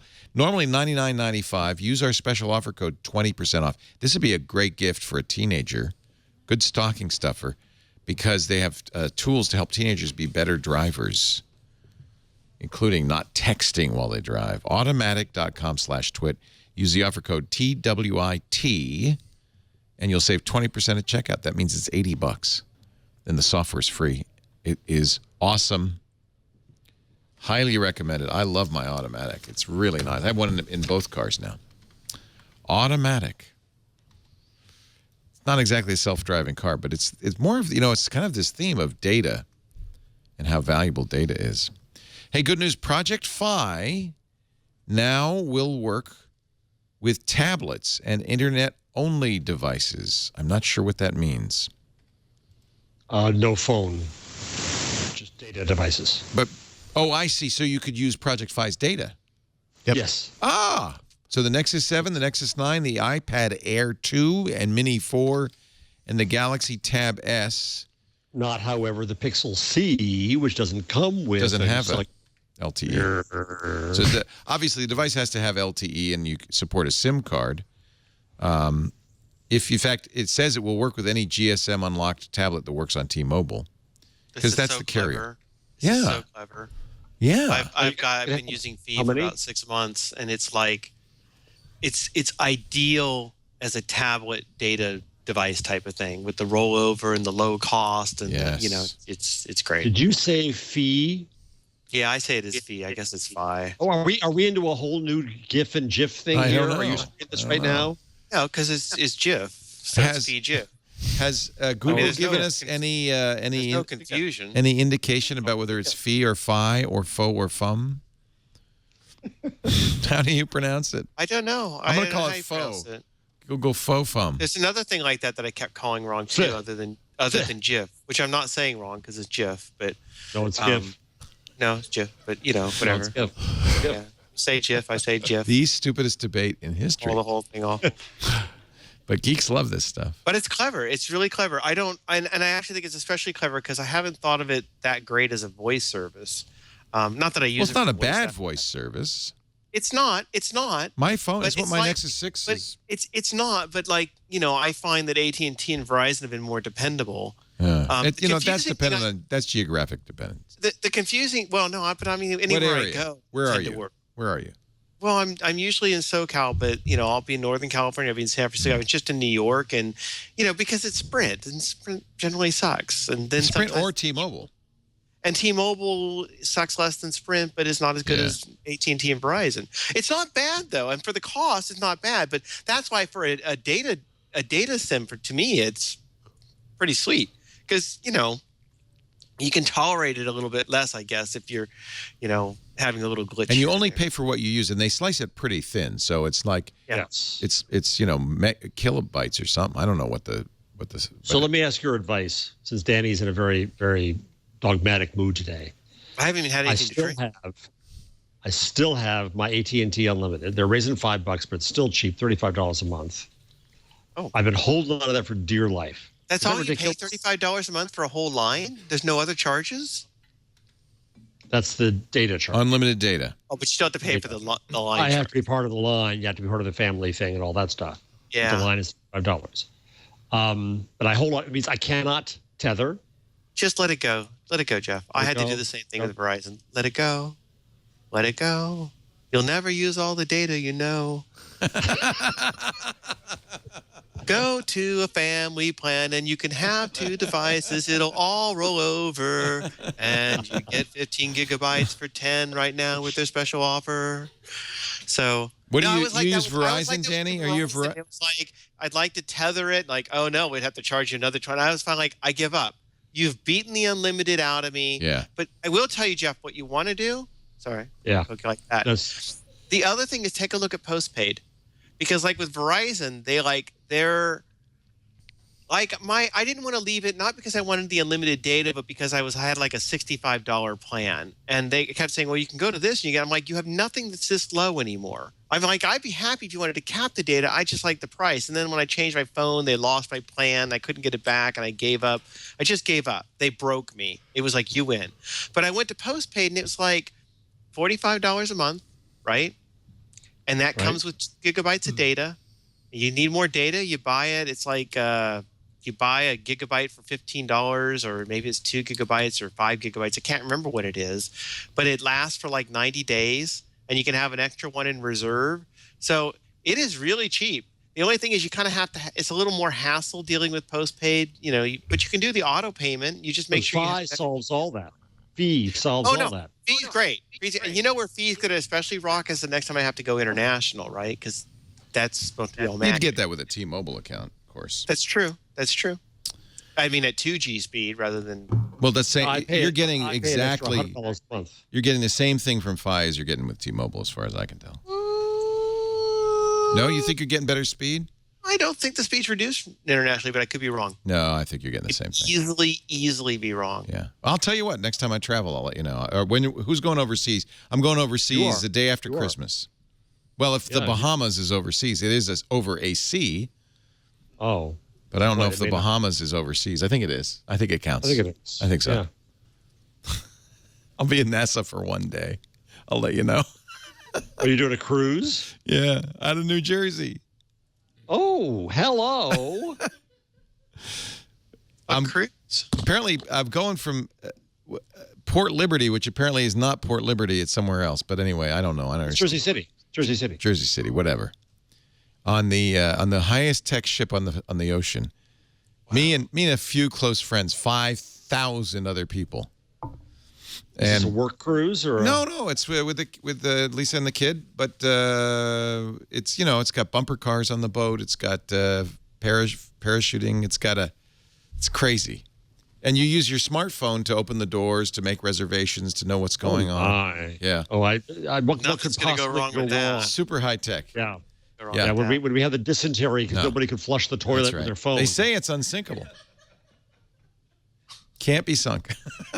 Just. When you're on that table, just tell Rose to move over because I think that we're going to take a run at an iceberg. I think there's room for more than one person on it. Yeah, it does. What will be interesting? They claim to have very fast internet, like not shipboard style, but really fast internet. So I'm going to try to Periscope and Skype, and maybe I'll call in. I don't know what we're going to do. We're going to do something, but it'll be. We're going to see Leo in flippers. With a rum drink. All right, Pixel C. Did you've had it for a week now? I've had it for a week. Mr. I got it. Mr. Oh, you did too. I even brought it out. Oh, you got the portfolio. Yeah, I didn't because I didn't know which. They didn't know the difference. Yeah, Jason got the portfolio too. I got both of them. Yeah. And the portfolio is. It's a full-size case. It's nice. I like my case. Just the plain old keyboard case. It's like if you've never seen an Android tablet before, here's an Android tablet. Yeah, it's not. Yeah, that's fair. It's an Android tablet. I've got like a transformer. Like remember the old transformer that they came out with? Yeah, it's fair. Nothing special. I like it. I had a Nexus. It's nicer than my Nexus 7. I expected it's faster. More. It's bigger. It's prettier. Well, yeah, bigger. I like that's the size nice. I like the size of my Nexus 7 better still. Well, and Jason Howell says the keyboard's too small for his. You know what? I got to go get it now. His big fingers. He's out of here. He's gone. I like it. Yeah, I feel too cramped typing on that keyboard. It just doesn't work for me. It's also the Android experience makes you feel cramped. See, I like to me. I came back. You're comparing it to the Pixel, but I'm comparing it to an iPad, and I like the Android experience better on a tablet this size than I do the iPad experience. But going through the rundown today, I mean, this is where I drove Jason nuts because I started the wrong date, and trying to go back and forth between the search and the web pages and the spreadsheet. It would be nice to have split screen. Yeah, but I don't mind that. Can I rant about the keyboard? Oh, please do. So here's the thing. Here's where I'm like, okay. I'm trying to center myself. I used the Surface when the Surface first came out. And it's been interesting to watch how the Surface form factor of it's a tablet with a keyboard has kind of taken off. But the thing is, the Surface is not a tablet with a keyboard. The Surface is a computer with a keyboard. Yes. And it's really nice to have a keyboard when you're using a computer to do computer-like things where, you've got some touch, but still, you really want a keyboard and a mouse pad for all that stuff. So then, now that the Surface continues to get popular, because it's a nice form factor for some things, I've used the Surface as an actual tablet. That's never a pleasant experience, but you can get by. I suppose you can get by if you're like, I kind of want to do it or whatever. So then Apple's like, well, we have to have the iPad Pro and we'll put a keyboard on it, because why? It's still an iPad that doesn't really need a keyboard. I like having a keyboard. It's not a computer, though. It's not just hanging that keyboard on the iPad did not turn it into Danny's kind of point is right here. It's an device. OS question. It didn't turn into the productivity device that you get with an actual traditional computer. And so when the Pixel C hangs their keyboard off of it, it's like, yeah, I know you got the keyboard there, but this didn't make it any more computer-like versus tablet-like. So that's the problem I'm having with the keyboard. It's like, yeah, you got a keyboard, but it's not changing the fact that this is still just a tablet. It's not making it anything better. I disagree. I actually I really like the keyboard on this thing. For instance, I can go into our chat room. Well, I mean, I have email. I can go into our chat room. So actually, the reason this comes up is because Ron Amadio wrote a great article in Ars Technica where he goes back through, I think, and creates, I think, a fairly credible case that really this was going to be a Chrome OS device. Yeah. Which it should have been. Yeah. And if it was a Chrome OS device, keyboard makes a lot of sense. Yeah. And it would work beautifully. It'd be an amazing. So the Project Athena, which was a touchscreen interface for Chrome OS, was canceled. And they were stuck with the hardware, which they developed. And there is, by the way, there is credible evidence in the Chrome OS source code and so forth. So stuck with this tablet, which no operating system. The operating system was canceled exactly a year ago. They decided to go ahead with the tablet and just put Android on it. The motherboard was called the Frankenboard because at one point they were considering doing a dual boot, Chrome OS and Android boot on this thing. However, that ended July of this year, and now they're stuck, and they've got to announce something at Google I/O, which was when. Yeah. Well, Google I/O was was before that. Yeah. But this was announced at the Nexus announcement in September. Yeah. And they basically just made it an Android tablet. I think it explains a lot. Yeah. If this thing were Chrome, I would be so in love. But you hate the keyboard, don't you? Do you hate the keyboard? The keyboard's kind of okay. Yeah. Kind of okay is a good description. And it's interesting because I went back to go look at the Asus Chrome Flip or Flip Chrome or Chrome Flip or whatever, and which I mistakenly thought was the Pixel C at one point. But the downside to that is it has, the screen resolution on this is much better. But Leo, you know how you said you can go to the chat room and everything. So you have an iPad now, right? Yeah. Do you use it with the keyboard? I use the iPad Pro with a keyboard. Yeah, I think a keyboard. Well, the Pro is absurd. But that's a giant thing. This is, to me, because of its size and form factor, a very nice little lightweight halfway laptop. But if I mean, the MacBook is my go-to very lightweight laptop, and it's really a laptop. This is more like for sitting in front of the TV or eating breakfast. And I feel like it's a fairly good device for purposes like that. But if you were sitting in front of the TV, you think you would break out the keyboard to go with it? It just sits in your lap like this. Yeah, it's a nice stand. It's a stand. Danny, what about covering a conference? You're at a conference, you're running all around, it's nice and light, it has a keyboard, you can open it up. It's good for a student or a conference, yeah. That might be more than you want, though. Actually, at a conference, I could see you doing this, but that's where actually a Surface is kind of nice, but a bit heavier. But, I don't know. I go to conferences all the time, and usually if I've got to open something and I need a little bit more than a laptop, just a little. I just get my iPad out and it's all touch. But this is iPad size. I'm not trying to do. And it's Android, which I think is better suited for this kind of stuff.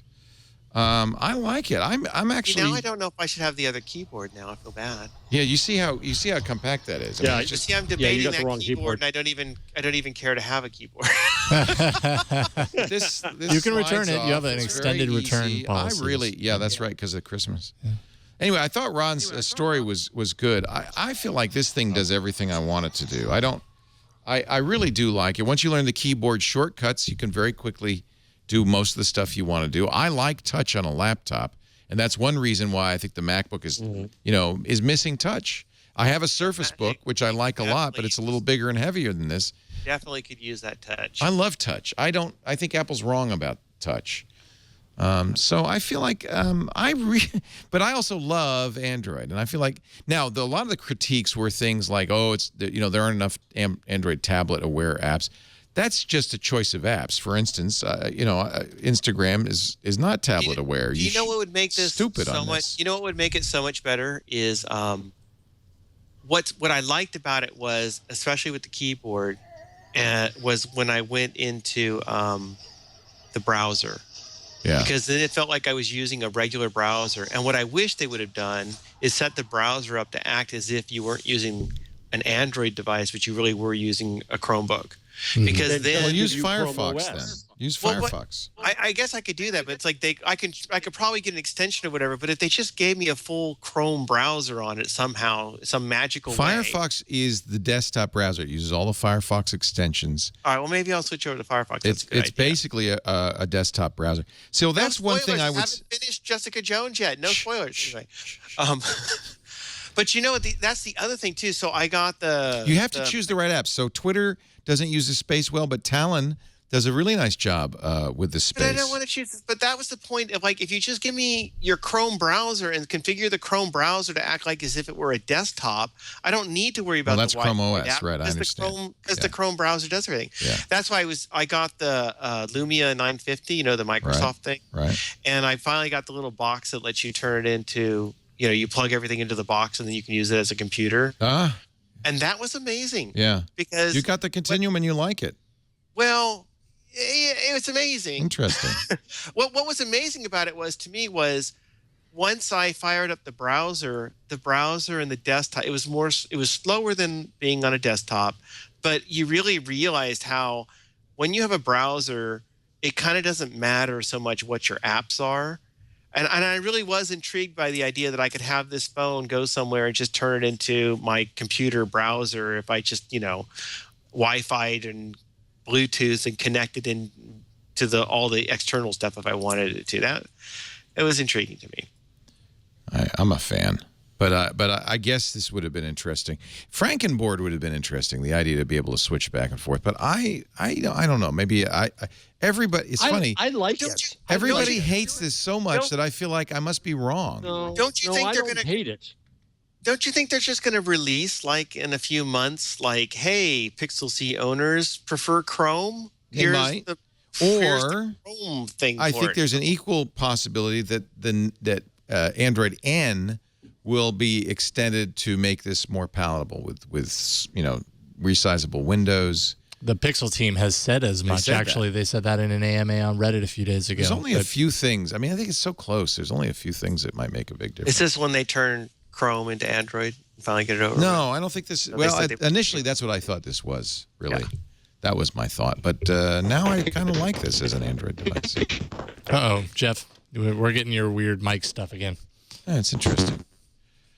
While Jeff's fixing his microphone, let's listen to Google Pella. There's an a cappella group at Google. Who knew? Some people, a cappella groups make them want to just poke their eyes out. Other people love them. Beatboxing, yay or nay? A geek sandwich. Geek on geek. Geek on geek. Apparently, it's hard to get into, much like a cappella groups at the nation's leading universities. Okay, that's enough of that story. Sorry. I love my Chromecast audio. I do believe Chromecast audio is going to eat Sonos's lunch, and I'm a huge Sonos fan. They've added multi-room support. Oh. Which was which really was the Sonos secret sauce, and now they have support of high-res audio. I've gotten disappointment with Chromecast audio. What's wrong with it? So here's the thing. I was excited about it because, like, we go have a boat, and then everybody's always wanting to play music, and it's cheap. And it's always like, well, hand me the aux cable. No, here's the aux cable. Right. It's not going over there. So I thought this could be awesome, right? So I get it all installed. And I'm like out on the water, and it wants to hook up to my Wi-Fi. Right. They don't have Wi-Fi on the boat? Well, why'd you think it would work? Because I It's thought, like bringing your why Chromecast do I on the need boat. to have Wi-Fi? Why can't it generate its own Wi-Fi like my drone does, right? So I wanted them to. I think No, you but misunderstand the purpose of the Chromecast Yeah. audio. No, it's be totally fine if you can just set it up so that it generates its own, or it doesn't do it. It does Bluetooth like you have.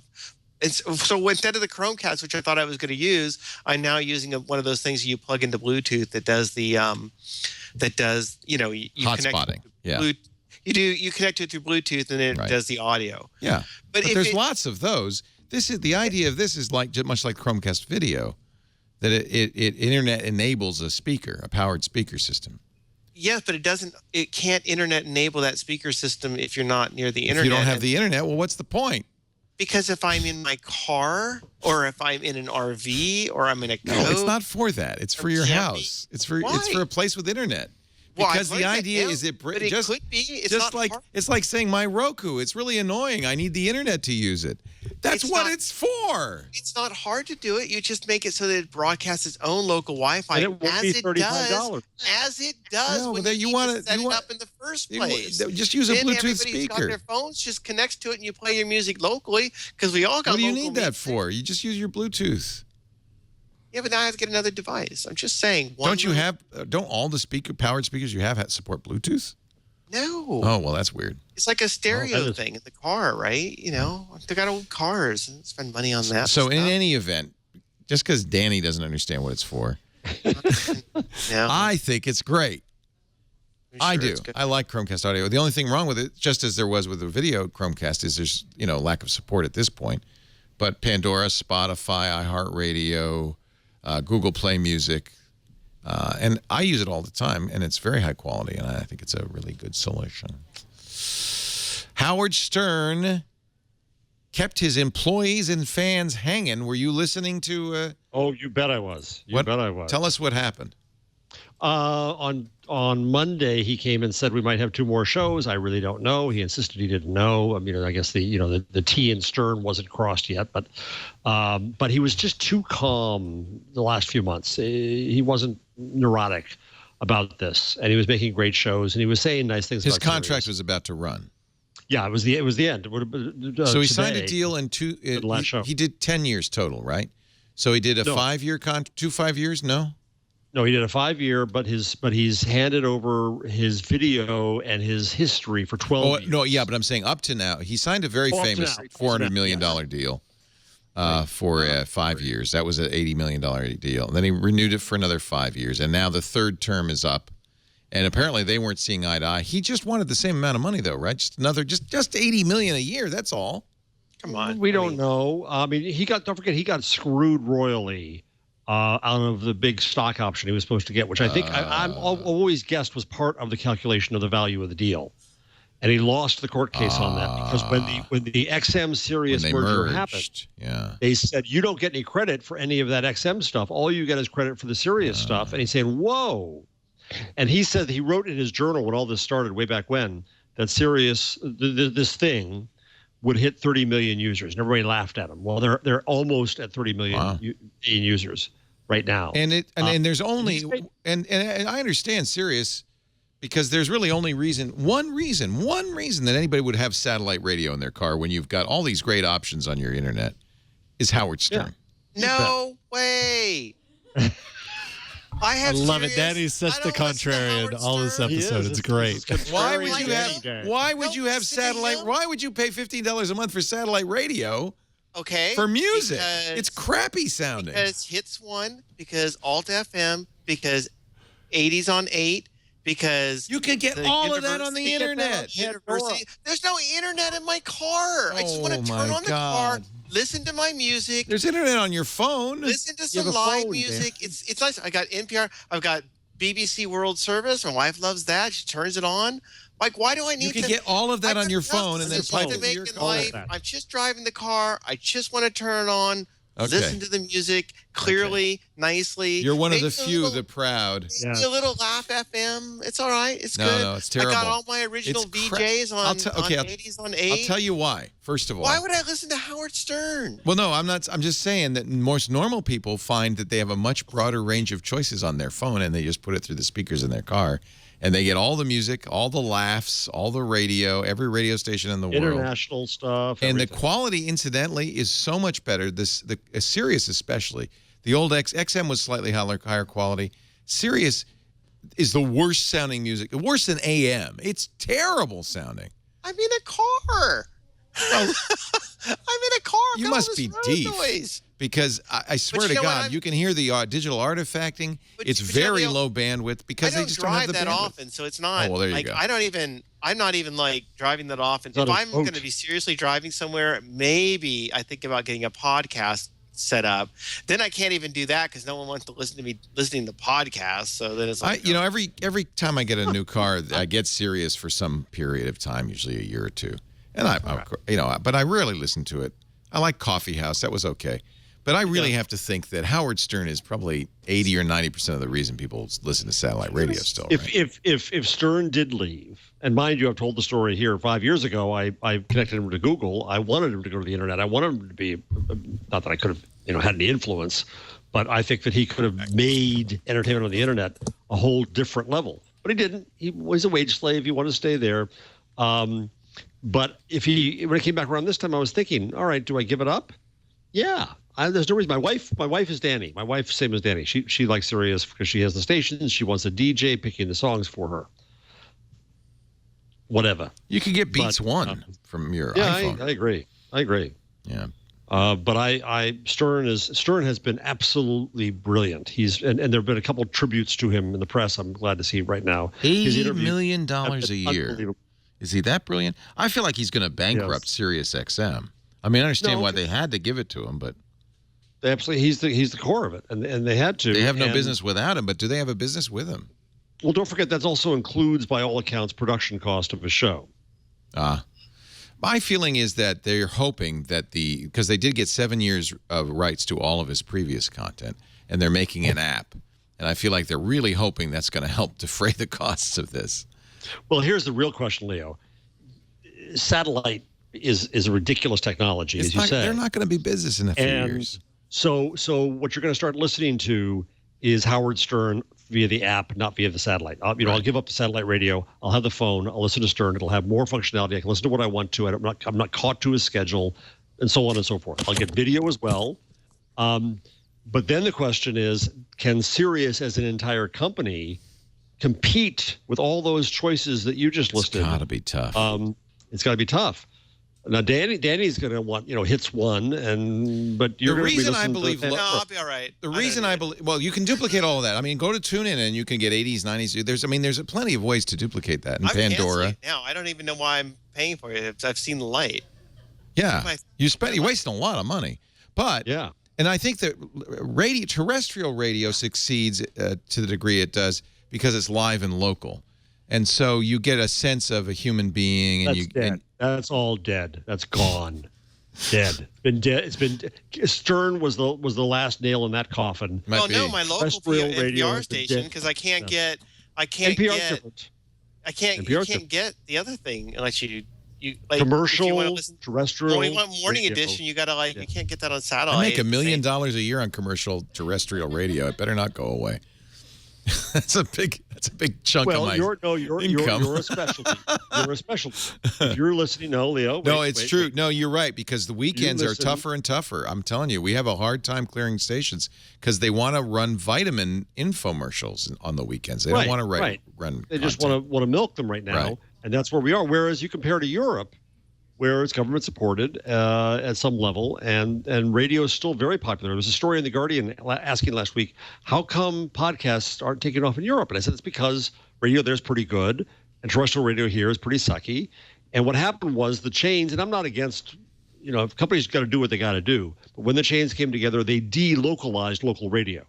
So there was what you just said. I know. This is our guy. Yeah, I know. That went away. You're a specialty on radio. In some metros, though, in most metros, you still get the local talk show host, right? You get the talk show host, and then you get the 87th worst Stern imitator.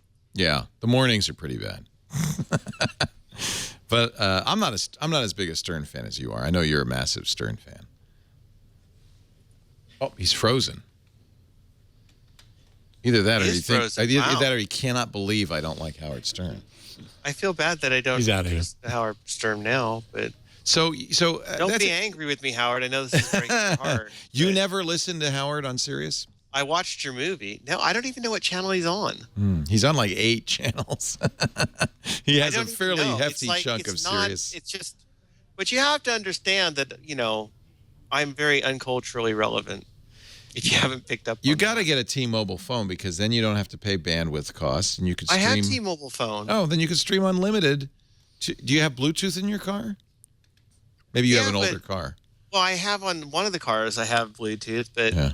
it's all those wires and things. Wires? There's I no don't wires. drive enough. If I were in the car no commuting wires. every day, There's no wires. You get in the car, you turn on.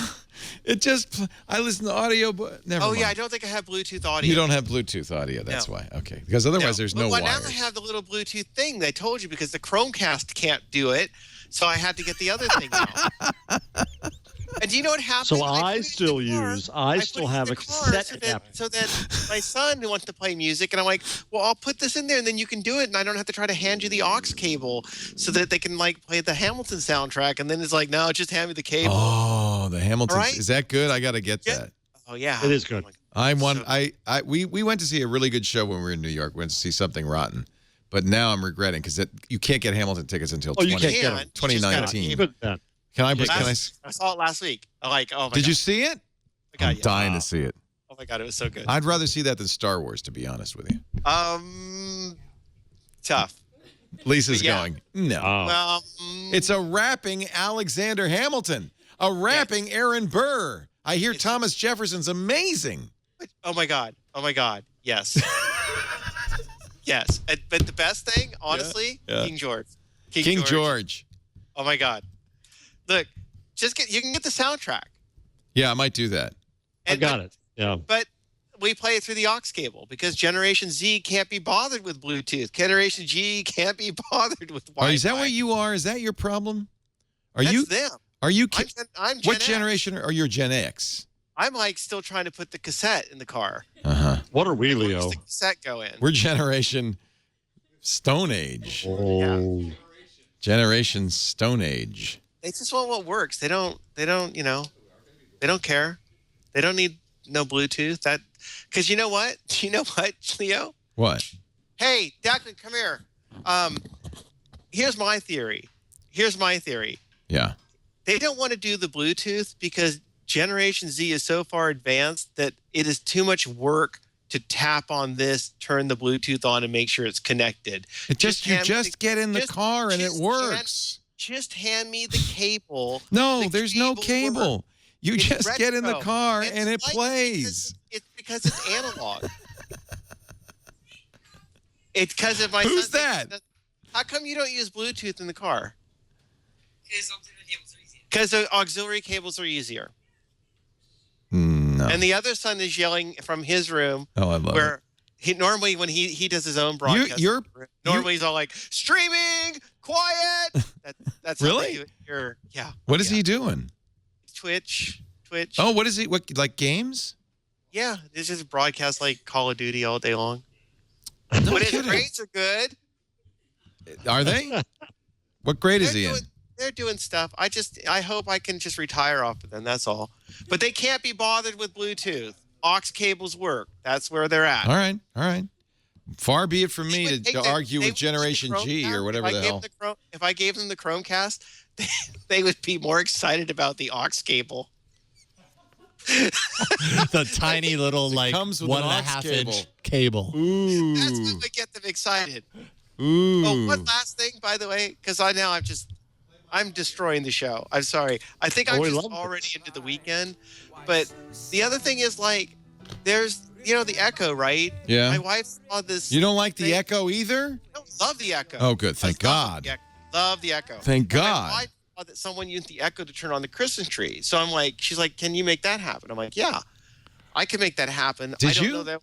I said I don't know that I want to spend the $100 to make Right, it 'cause happen. you have to because I buy- gotta get the hub. Yeah. But then, me thinking I'm awesome, I ordered like a $35 plug that Yeah. uses Apple HomeKit. Yeah. To work with Android, right? Yeah. Got it all set up, and then I'm all like, what here, I'll do it right now. Like, no, you'll love this. I should do this, Lisa. I got to set this up. Turn on the Christmas tree. I'm sorry, Dave.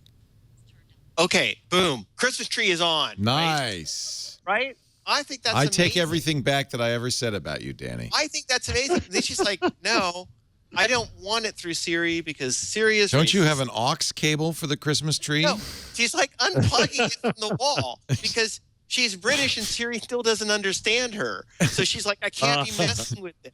And then it's like, well, if you're unplugging it from the wall, you're undefeating the whole point. I'm trying to do. I spent $40 for a dongle. It was amazing.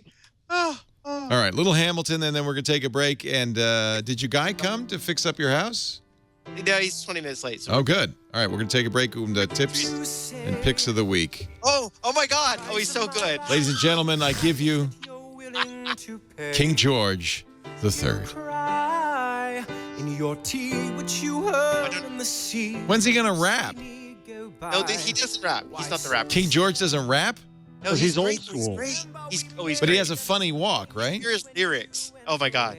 The lyrics in this are very funny. I will show you my love by sending a fully armed battalion. You saw this? I'm so jealous. Did you see it yet, Jeff? Of course you did. Oh, no. I should have just bought. Jeez. Go see it. Anyways, you can get tickets on StubHub or the resellers. It costs you a lot. Oh, they're ridiculous. Like $800. It depends on where you want to sit. No, you can get them cheaper than that. It depends on where you want to sit. Orphan, son of a whore and a Scotsman, dropped in the middle of a forgotten spot in the Caribbean. Oh my God! Providence and I can make my son recite all this. He knows. This is the big Broadway hit right now. It's a rap history of Alexander Hamilton. Our show today brought to you by lynda.com, the online learning platform with over 3,000 on-demand video courses in every aspect of technology, business, your hobbies, if it's photography or I actually, one of my hobbies is coding, and there's some great stuff there. If you're interested in programming, creating an app, developing on the web, new courses from lynda.com include the Node.js Essential Training, Cake PHP 2 Essential Training, up and running with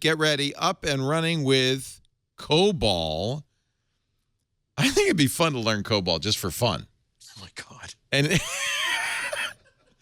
and an introduction to data analysis with Python, what we were just talking about. You can learn it on lynda.com. There's also an up and running with Go. That's, of course, Google's next generation open source programming language for building systems, web, and other applications. Lynda.com is amazing. You pay one monthly fee, low monthly fee. You get access to every course. You can dip in here and there or watch beginning to end. They even have a certificate. Look at that, Peggy Fisher. She teaches she looks like she should be teaching up and running with COBOL. Let's hear a little bit of this. Up and running with Basics of COBOL. Or, if you're like me, to shake out the cobwebs and get you back up and running with this powerful programming language. No. Along the way, you'll be found with writing programs that include someday the year 2000 will come. And there'll be a demand for people who understand COBOL. That was my choice in high school. Did you want to learn BASIC or COBOL? You learned BASIC? Or neither? Well, I learned BASIC a little bit. BASIC's just fancy Fortran. Anyway, lynda.com, they've got it all. And soft business skills, too, negotiating, resume building, how to lead. It's really a great place. Courses are structured so you can watch them from start to finish. Or you can search through the transcripts, written transcripts, and find just the piece you want. It's great for a lunch break. Just for a minute or two. You can download tutorials and watch them on the go, access them on your Android or iOS device. I love Lynda. You will love Lynda, too. There's my friend Ben Long teaching a great course on the basics of photography. All of their teachers are serious professionals who are also great teachers, and they're all shot beautifully professionally. It's really nice. Love Lynda. lynda.com/twig. For 10 days free, get an idea of what you can get from lynda.com. lynda.com/twig. And, if you have a teenager in the family who's smart, this would be a great holiday gift, a quick and easy holiday gift. If they're really, I want to be a better photographer, this is like a graduate school course. This is awesome. Lynda, lynda.com. COBOL.com/twig. And yeah, you can learn COBOL too. Here, son, I've given you a COBOL course for Christmas. That's like coal in your stocking. COBOL in your Christmas. Oh, my God.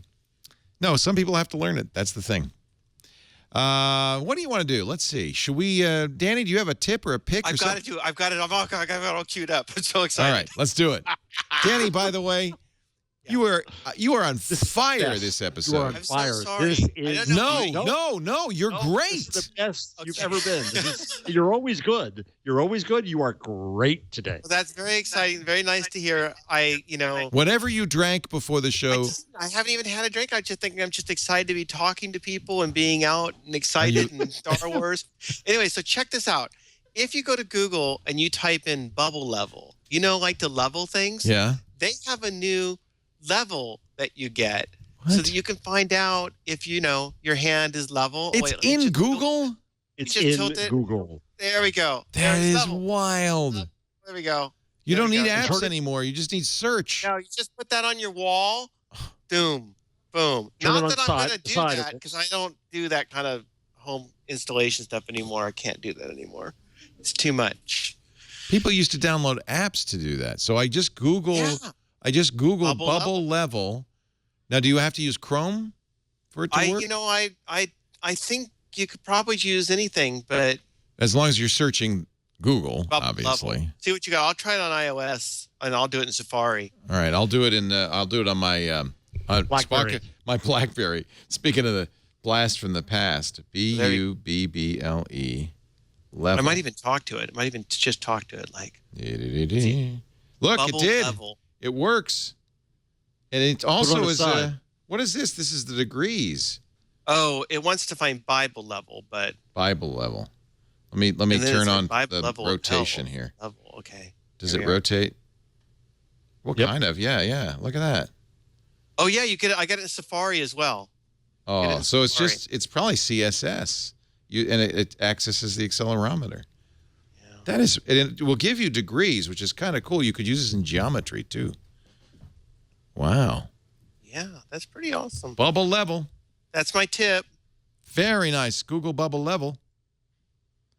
What's your number, Mr. Let's see. J? Choices. Well, Court says that we hit peak Google in 2013. That's the. I don't know if there's anything new. They took that term from Ben Thompson of Stratechery, right?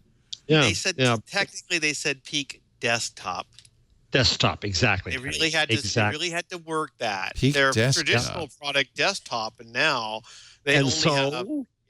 And Google's gone on to all kinds of new things in Alphabet. So I thought it was a little bit of a cheap shot, actually, but that's okay. But also a more useful number, the Pixel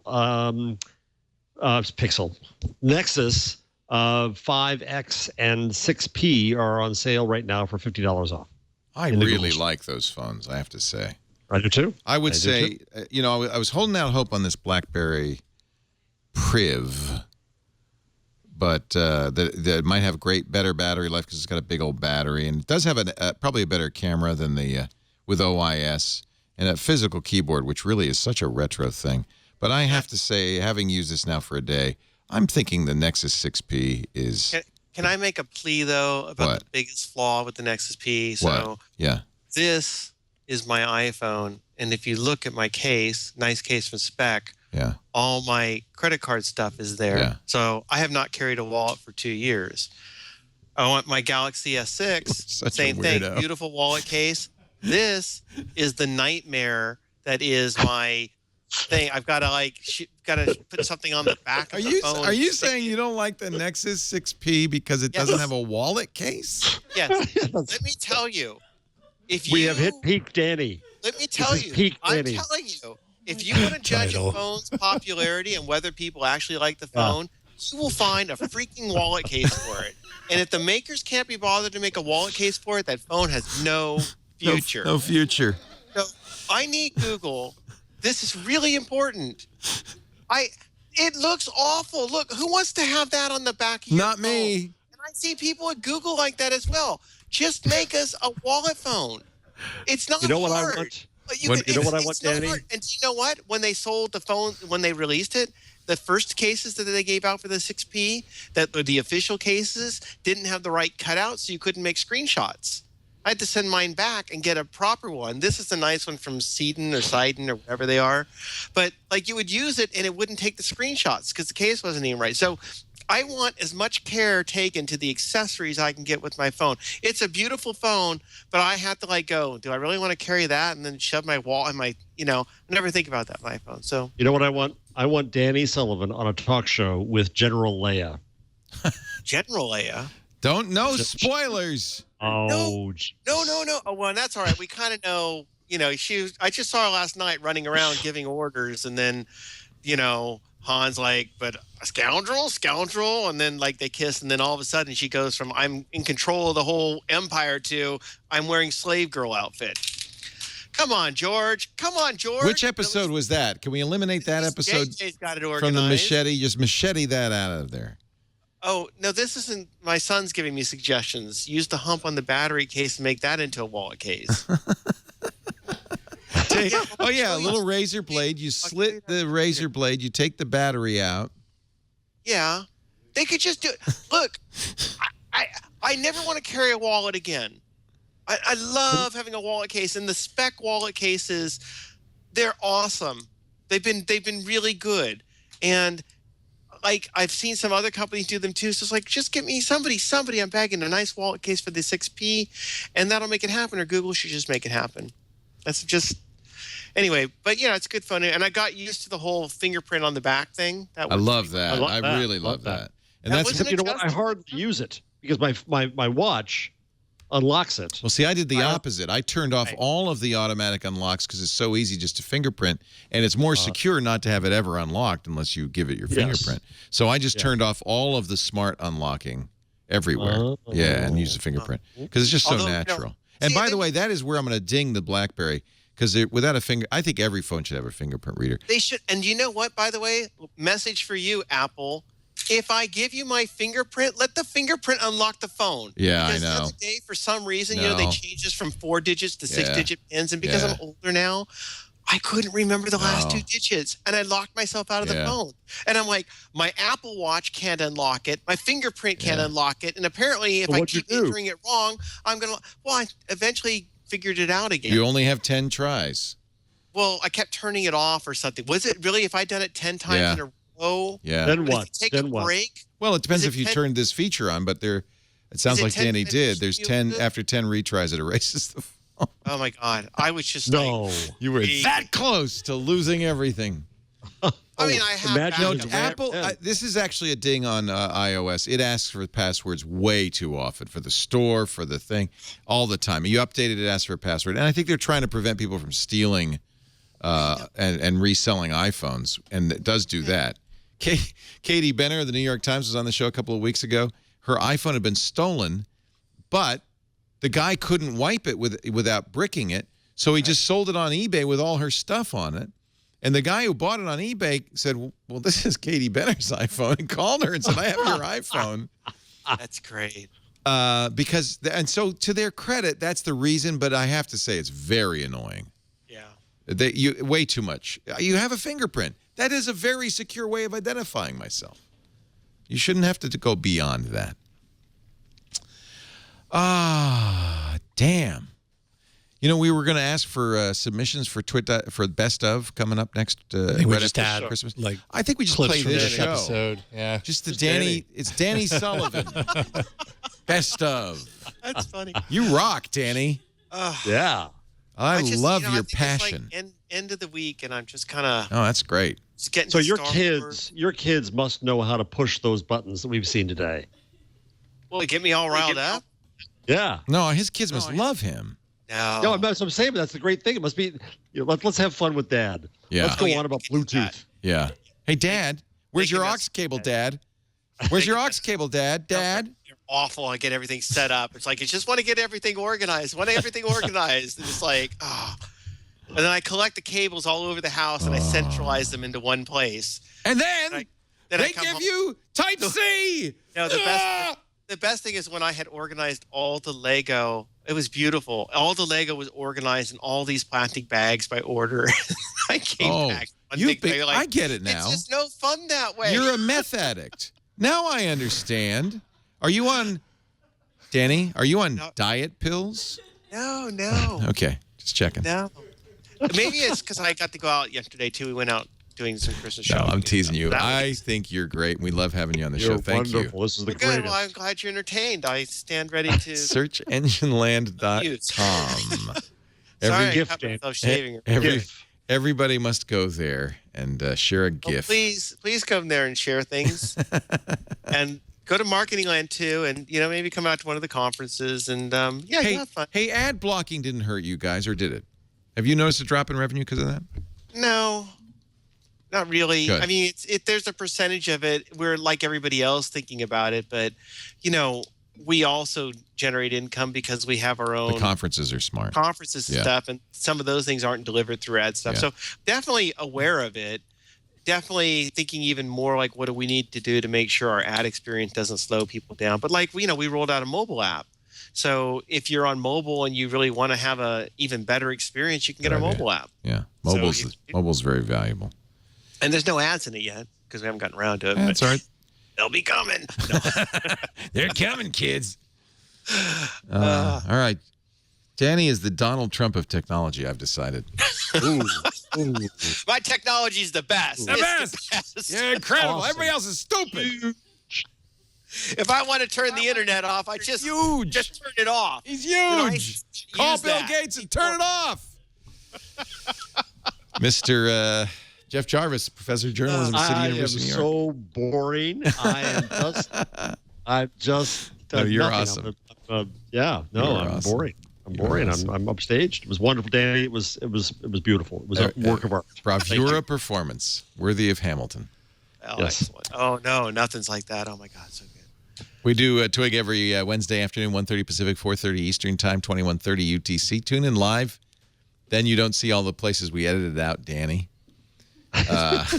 Excellent. No, we didn't bloop them at all. And you can also be in the chat room at irc.twit.tv. But if you can't watch live on demand, audio and videos, all our shows are on the website, twit.tv/twig, or you can subscribe to them on iTunes or wherever you get your podcasts on your mobile device.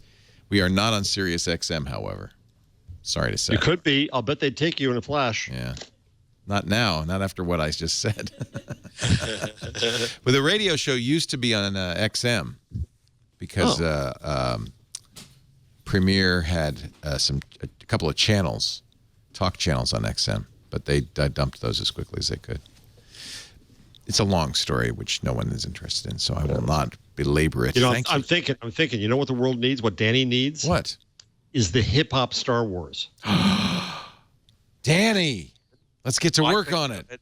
I couldn't. I've got no sense of rhythm, no sense of music. Problem is, you'd really have to bring back Jar Jar then. Oh, no. It's not worth it. No. It's not worth it. Thanks for joining us. We'll see you next time on Twitter.